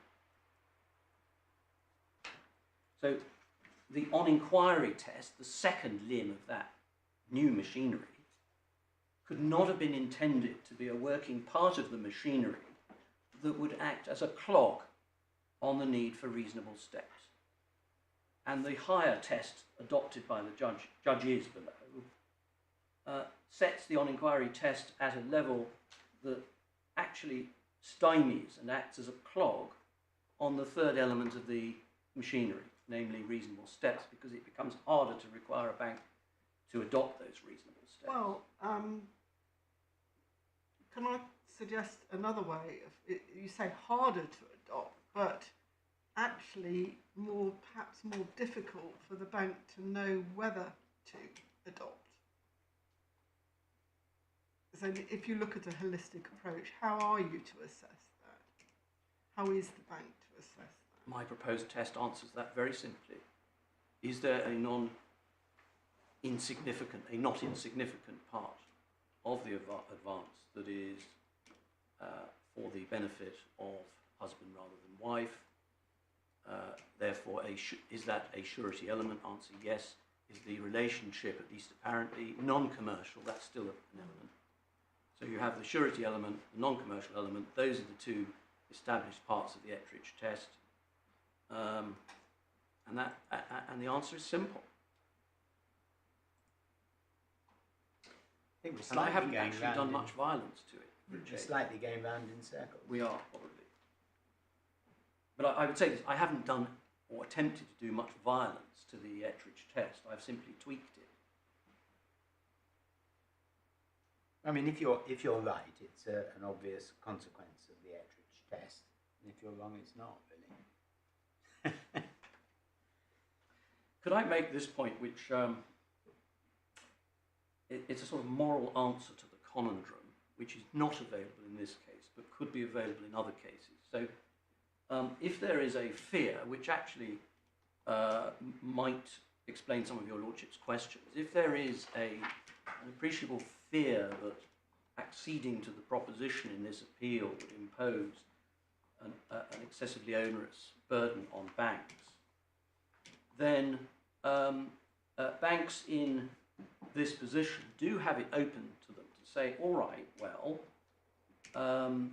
if which is denied, we were on inquiry. If which is denied, we didn't take reasonable steps. You, the defendant, are asking for rescission. And it's well established that another hoop through which the party in my client's position often has to jump is in relation to counter restitution. And so the argument would be, well, if you're entitled to restitution, you should have to give back that part of the advance that you say benefited you. Give back that part of the advance that you have to accept benefited you. And on these facts, it would be everything but £39,500 as a condition of rescission. Is that realistic? Well, it may not be realistic, but that's the law. Where's the statement of claim here? What's the? It wasn't sought in this case. Counter restitution was not sought. And never is. It's a claim for possession, which wins or loses. Oh, no, it is. It is. It's, and your client gets quite a big windfall if she wins. Well, the windfall factor is dealt with in many cases by this notion of providing counter restitution. It's not pleaded in this case, so it's not open to the bank. But if it were pleaded, the bank, as its final fallback position, could simply say, right, well, as a condition of rescission, you will have to give back what you say, what you conceive benefited you, which on these facts would be everything apart from £39,500. So the fear that acceding... What is the claim here? It's just for possession, and there's no cross-claim. No, but it would be a defence to the counterclaim. What counterclaim? Well, as I recall, we counterclaimed for a declaration. Where's the pleadings? Pardon? Where are your pleadings? Are they in the core bunk? Yes. At the bottom of the full. So, particulars of claim. Claimant has a right to possession. Defendants have not paid the agreed repayments. The arrears is £17,000. So, we set out our case in a defence of counterclaim, page 176, and the relief we sought. Page 190 has Thank you your very much. counterclaim. 190 counterclaim declaration and consequential relief, set aside mortgage, etc. Now, it's not for the borrower to offer counter restitution. It is for the lender to come back in the subsequent pleading, which was a reply and defence to counterclaim, and say, well, even if you're right, you still have to offer counter restitution. And that puts it on the record, as it were, and that is then an issue that the trial judge has to decide. That wasn't done in this case. But it's well established, I can provide the authorities if necessary, it's well established that the bank has the opportunity to plead that rescission should only be granted on terms. And on the facts of this case, those terms would have been very beneficial for the bank, but were not pleaded. And your Lordship will also know, whilst on this topic, that the bank could also, on the facts of this case, have pleaded subrogation to... Could you just get me a case Yes. that shows rescission being granted on terms? Yes, I will. In a partial undue influence Well, case like in the this. textbooks, it's actually dealt with as an issue in relation to misrepresentation cases, but it's applied to... Yes, I mean, I spent half my life dealing with rescission in a well-known case of West Bromwich Building Society. Wasn't that?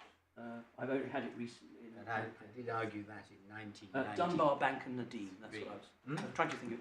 Dunbar Bank and Nadim. Dunbar Bank and Nadim. Yes. Reference? I've got it in your Englands.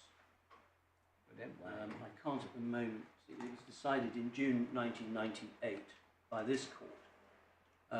Lords Justices Millett, Morris and Potter. 1998. I haven't... FLR 457. FLR? 2 FLR 457. 2 FLR 457. Ah. Mine looks like all England. I'm not, but it's Butterworth anyway. Sorry, I can give you 1998 EWCA Civ 1027. And it's an old principle trodden in misrep cases. I'll just read the holding, if I may. I think that may give us the answer. Where a person sought to have a transaction set aside for presumed undue influence, he had to show that the transaction was manifestly disadvantageous to him. Now that's the old law in that respect. And make restitution in respect of all that he had obtained from the transaction. That's the point. In the instant case, per Morris and Potter, Lord Justice, the right or advantage acquired by the wife, which she was bound to restore as a condition of rescission, was the beneficial interest in the lease and not a proportion of the debt secured by the legal charge. It followed. The judge had erred in imposing the condition. He did, however, the transaction was not manifestly disadvantageous to the wife, since she had for the first time obtained a beneficial joint interest in an equity of redemption in the property, and the fact that part of the advance for which she was making herself jointly liable was to be used for her husband's sole benefit did not affect that conclusion. And there's a reference back to Elandra and New Sombrero Phosphate, 19th century, Nat Weston Morgan. I mean, the problem also with this, I mean, I completely get that you can, Yes. but the problem is you might well not, because if the transaction is as a whole not for the benefit of the wife, because it is vitiated As a by whole.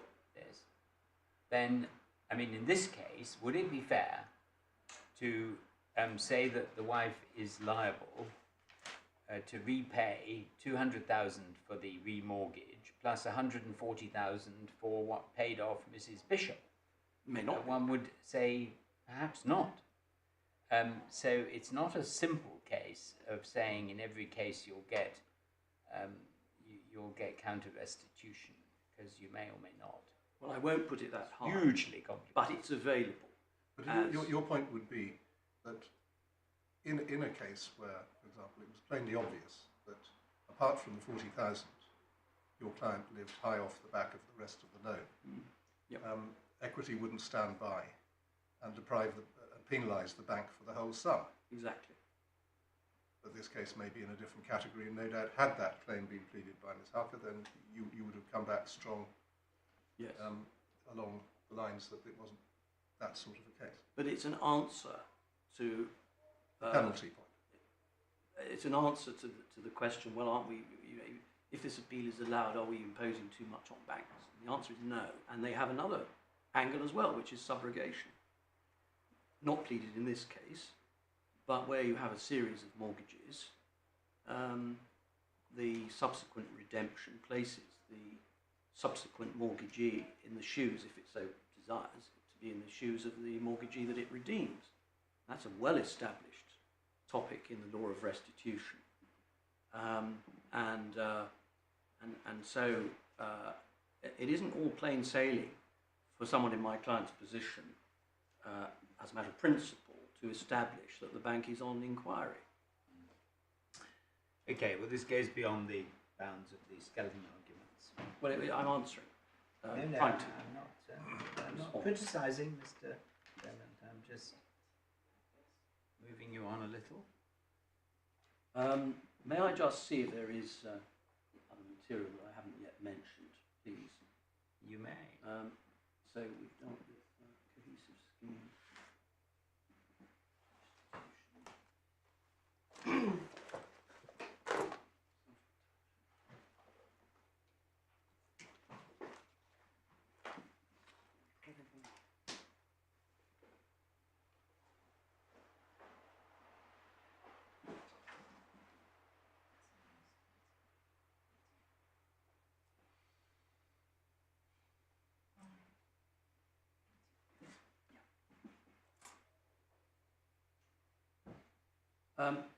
There is this, that my proposed test is consistent with the insidious and private nature of undue influence itself. So focus on the whole does not properly reflect, in my submission, an appreciation of the insidious and usually inherently private nature of undue influence or misrepresentation as between husband and wife. And so if the focus is only on the whole, the observer will not have to look out for some piece of information that connotes a possible risk of clandestine or surreptitious abuse of the underlying emotional relationship. So only having to observe the whole actually unfairly exonerates a bank from not carrying out its function as efficiently as it should. And if it does that, it will undoubtedly miss the details that only it is best placed to observe and act upon with reasonable steps. I dealt with Lord Scott, I think. Yes. And Gibson more.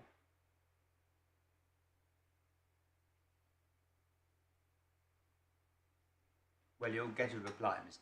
Beaumont. I will. I'm just double checking there's nothing else on my shopping list. There were 19 things, as your lordships know, unfortunately.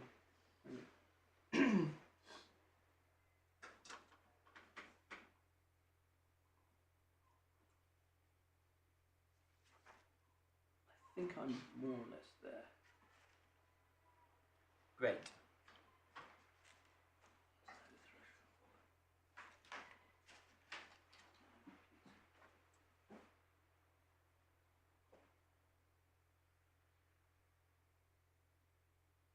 Yes, I think that certainly concludes my submissions. Anything else? Thank you very much, Mr. Very much. Beaumont. Ms. Hauker. Welcome back to the case. I'm grateful, my lord, thank you. My lords, my lady. I'm grateful to my learned friend Mr. Ditchburn for drafting the skeleton argument for this court in my absence at the end of last year, and he appears alongside me. For the purposes of these submissions, I will refer to husband and wife, although that's not the factual scenario we're dealing with in this particular case, and certainly won't be the factual scenario that's dealt with in many of cases of this nature. And I will also use the on-inquiry terminology which is referred to in the various cases, albeit it perhaps, again, doesn't necessarily best describe the circumstances in which a lender is in fact put. There is only one issue for this court to consider, and that, in my submission, is the applicability of the O'Brien principles, where the loan was partly for the benefit of the husband and wife jointly, and partly for the sole benefit of the husband. And effectively that question can be put in this way: whether and when is a lender put on inquiry in respect of what I will term these hybrid transactions? And that was effectively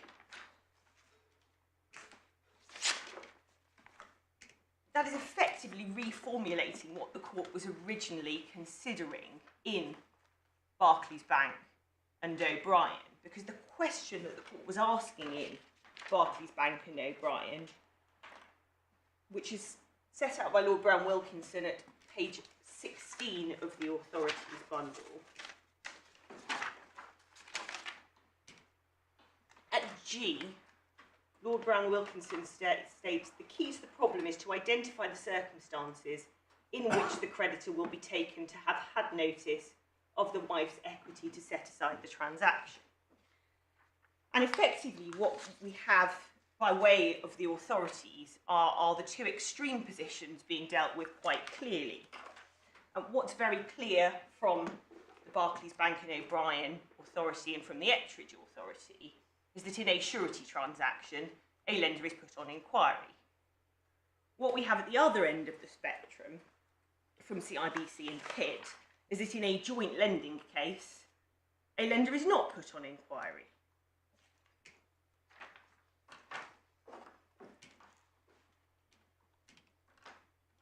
And in my submission, what this court need not do is to formulate any new test to deal with these hybrid cases, of which this is but one. Because I say on each individual hybrid scenario, that scenario will either be effectively a surety transaction, in which case we are in Barclays Bank and O'Brien and Ettridge territory, and the lender will be on inquiry, or the transaction will effectively be, as it was in my submission in this case, joint borrowing, in which case the lender will not be put on inquiry because we're in the territory of Pitt.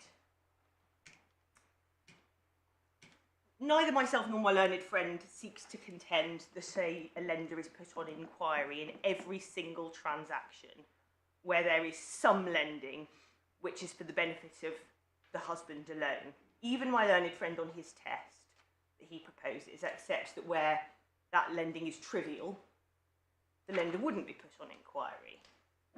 Nor in my submission is anybody contending that the lender will never be put on inquiry in a hybrid transaction.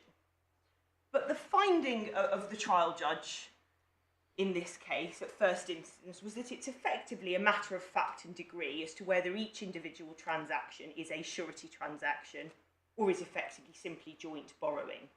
And it's that finding that I invite this court to uphold on appeal. But that's not a finding. That is a holding. Yes. Well, and it's challenged as a matter of law. But I say it was absolutely the correct approach that was taken by the trial judge. But it is new, isn't it?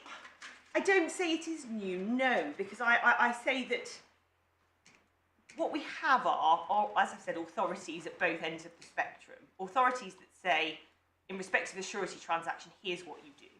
In respect of joint borrowing, here's what you do. And what the trial judge was simply saying was, I have to establish whether this is a surety transaction or is joint borrowing. But that is, I think my Lord's point is that there isn't an existing test. Nobody's saying in any of the cases that the test where there is a hybrid transaction is X. No, I accept that my point. My Lord's point is that the judges came up with their test, which is matter of fact or degree. Mr. Beaumont they rejected whatever Mr. Beaumont's test was at the time, but they certainly weren't adopting what he's saying they should have done to us.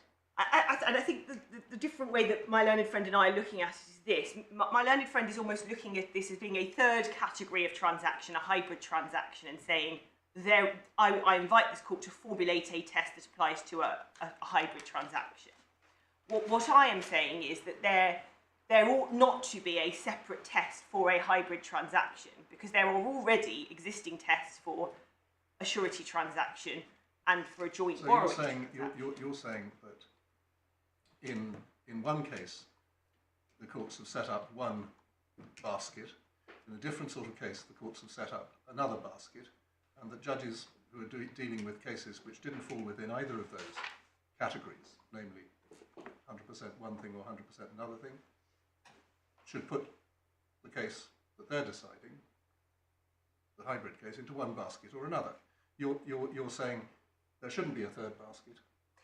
Exactly that. I accept that the words fact and degree in terms of establishing which basket it fell into is potentially a novel test. But I say, and for various reasons that I'll come on to, I say that must be the right test in terms of establishing whether or not something is a surety transaction as opposed to a joint borrowing transaction. How are your people going to know?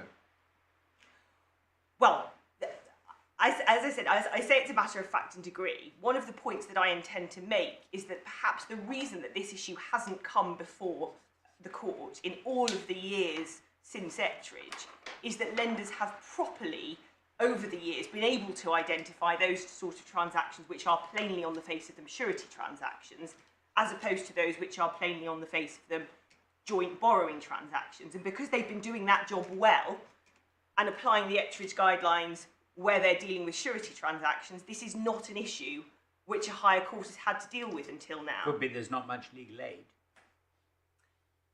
It could be.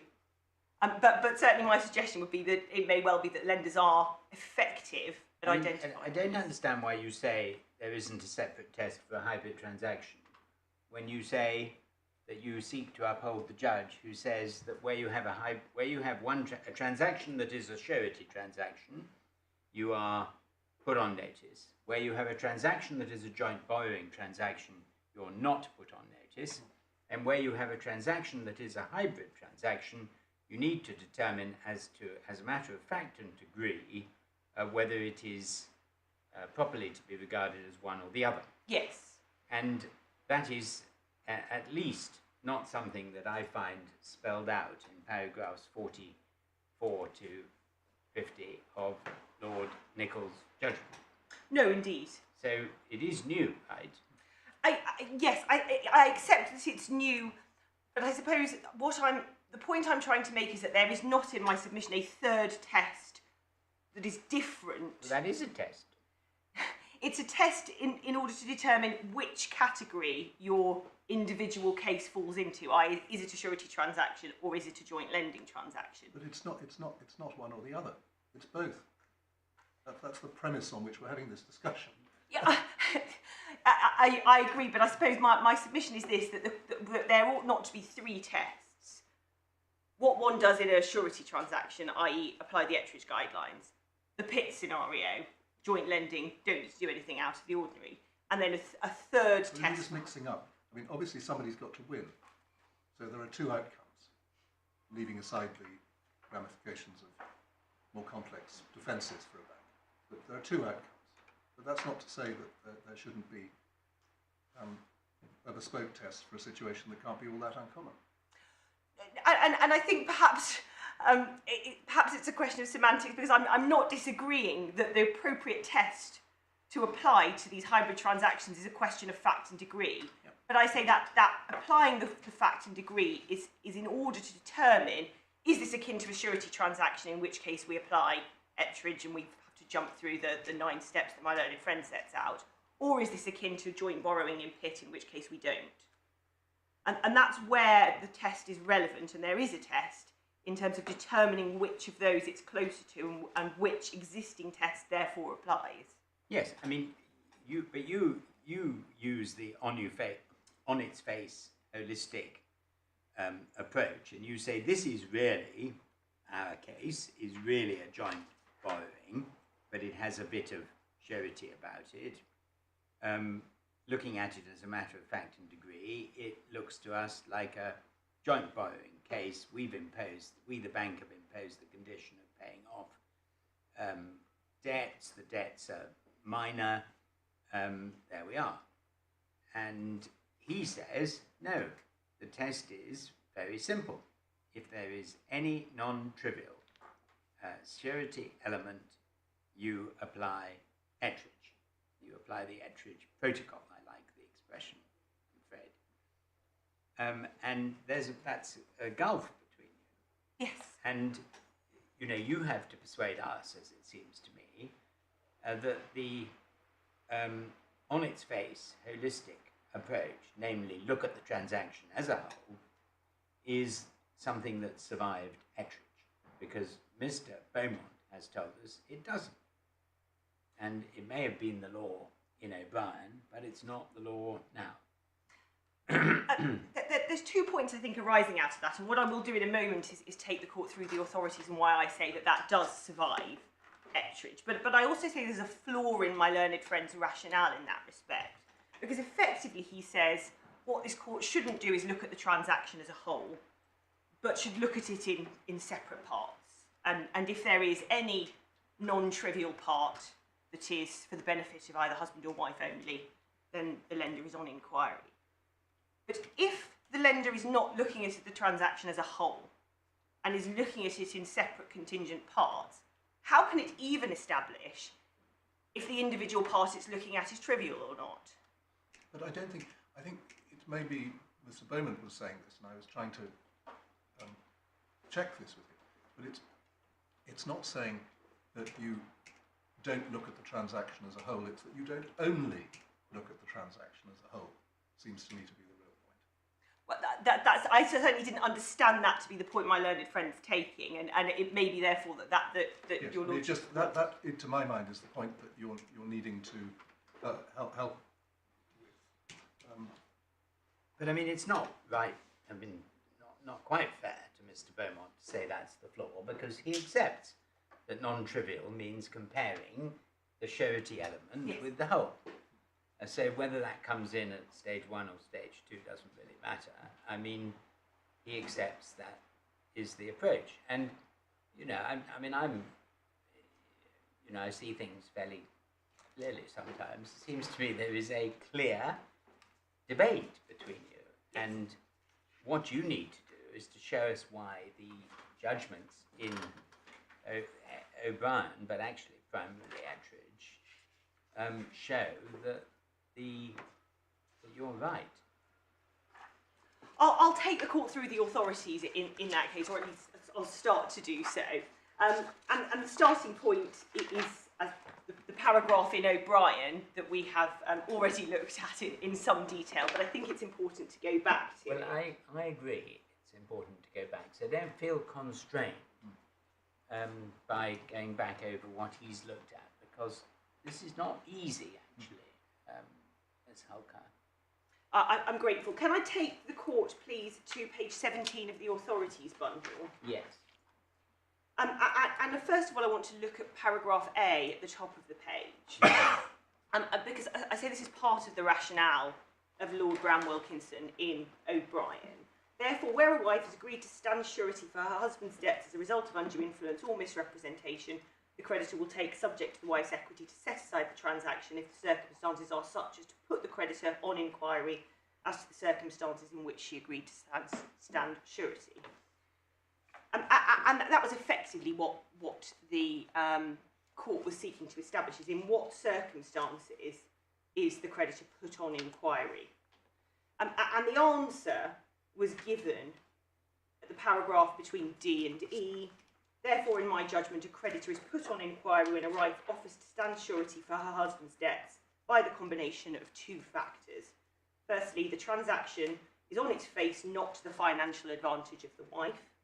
And secondly, there is a substantial risk in transactions of that kind that in procuring the wife to act as surety, the husband has committed a legal or equitable wrong that entitles the wife to set aside the transaction.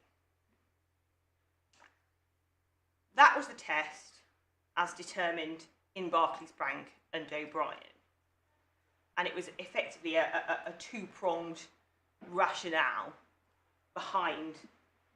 So, relevantly, for our purposes, after O'Brien, the bank had to ask itself whether the transaction was on its face not to the financial advantage of the wife. Yes. Correct? Exactly. And that, whether we like the expression on its face or get into my lord's fighting activities of last night, what that implies is that the bank has to look at the whole transaction, because that's what the transaction on its face really implies, to see whether it's overall to the financial advantage of the wife or not. Exactly. Right. Because if it isn't, that's where the second issue B comes in. Because And then if the second issue will sometimes be answered yes and sometimes no. It's a second gateway which doesn't concern us here. Exactly, my lord. Can we situate what is said? Because even highest authority of this sort speaks in the context of the issue that was before it. Now, I understand it when it looks back in O'Brien, that what happened here is the wife put her name to something that she thought was for 60,000. In fact, it was open-ended. Yes. So the issue that we're concerned with here simply didn't arise. Indeed. I just sound a note of caution is sounding in my mind about whether one takes ordinary English expressions which are used in one context and then translates them into a context that the court was not considering in that case. But I think, as the Master of the Rolls has indicated, the reason we are here having this argument is that unfortunately there has been no case that's considered the particular issue that now arises here in this context, and so we do the best we can with the authorities that exist. But certainly this was, until Ettridge, the leading case dealing with the appropriate test as to when a lender was put on inquiry as to the risk of something untoward. And this paragraph, and we've looked at this in detail in Ettridge, but I will take the court to it again because this paragraph was discussed by Lord Nichols in Ettridge, and it's page 63.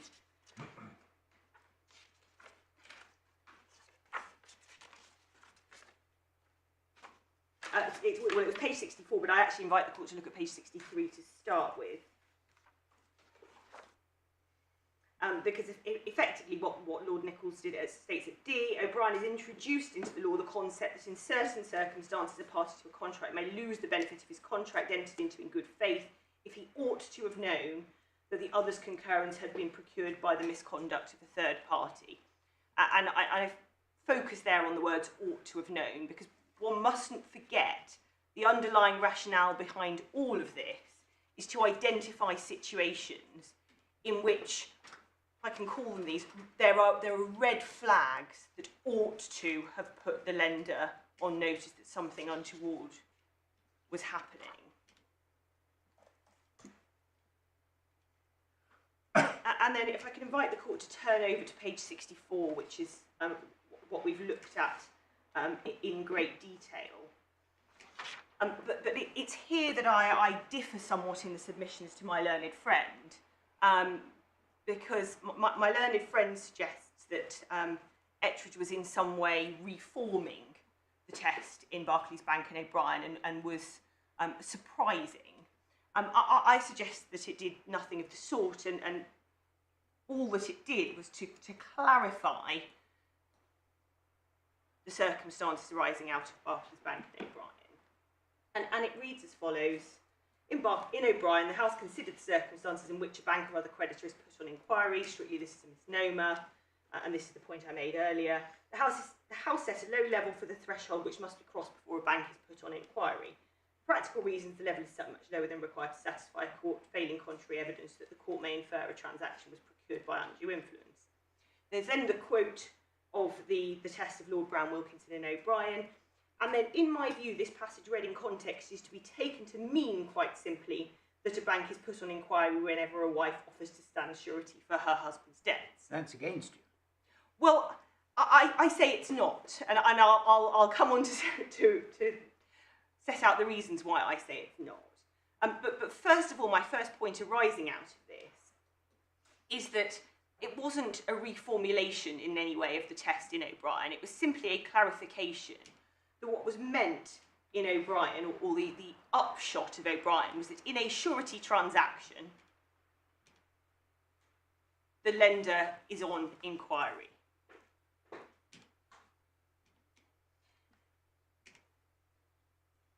Now, the reason I say it's not against me is this, because I want to backpedal somewhat in this judgment, further up the same page to paragraph 43. At paragraph 43, Lord Nichols says as follows: the route selected in O'Brien ought not to have an unsettling effect on established principles of contract. O'Brien concerns suretyship transactions. These are tripartite transactions. They involve the debtor as well as the creditor and guarantor. The guarantor enters into a transaction at the request of the debtor. The guarantor assumes obligations. On the face of the transaction, the guarantor usually receives no benefit in return. And he went on, a guarantee transaction is one-sided so far as the guarantor is concerned, and the creditor knows this. And in my submission, what's very clear from that paragraph is that what Lord Nichols had in his mind and what he was considering when he said what was said at paragraph 44 were pure surety transactions, i.e. those from which the wife gains no benefit. Right, so one should no more hold something that was said in Ettridge against you than one should hold something that was said in O'Brien against Mr. Beaumont. They're both being said in the context of one or the other. Yes, but that's where I say the rationale, it's important to consider the rationale behind the test that is set out.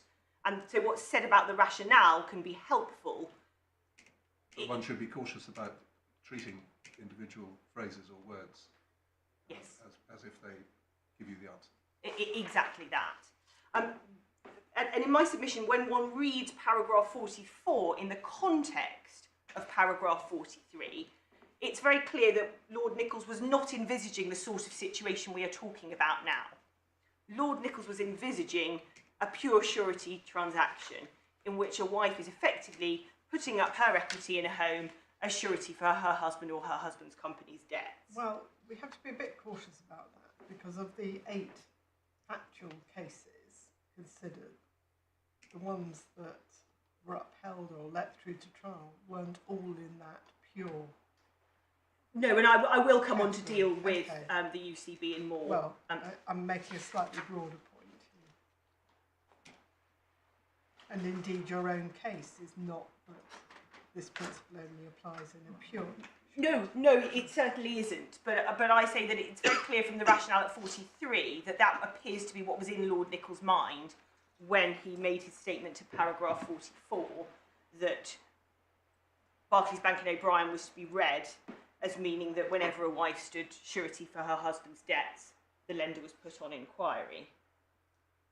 I'm coming to the end of a point, and I'm mindful of the time. I do wonder if at this point I ought to... Well, you're getting quite well, aren't you, Yes. in time terms, so Yes. there'll be plenty of time for Mr. Beaumont to reply.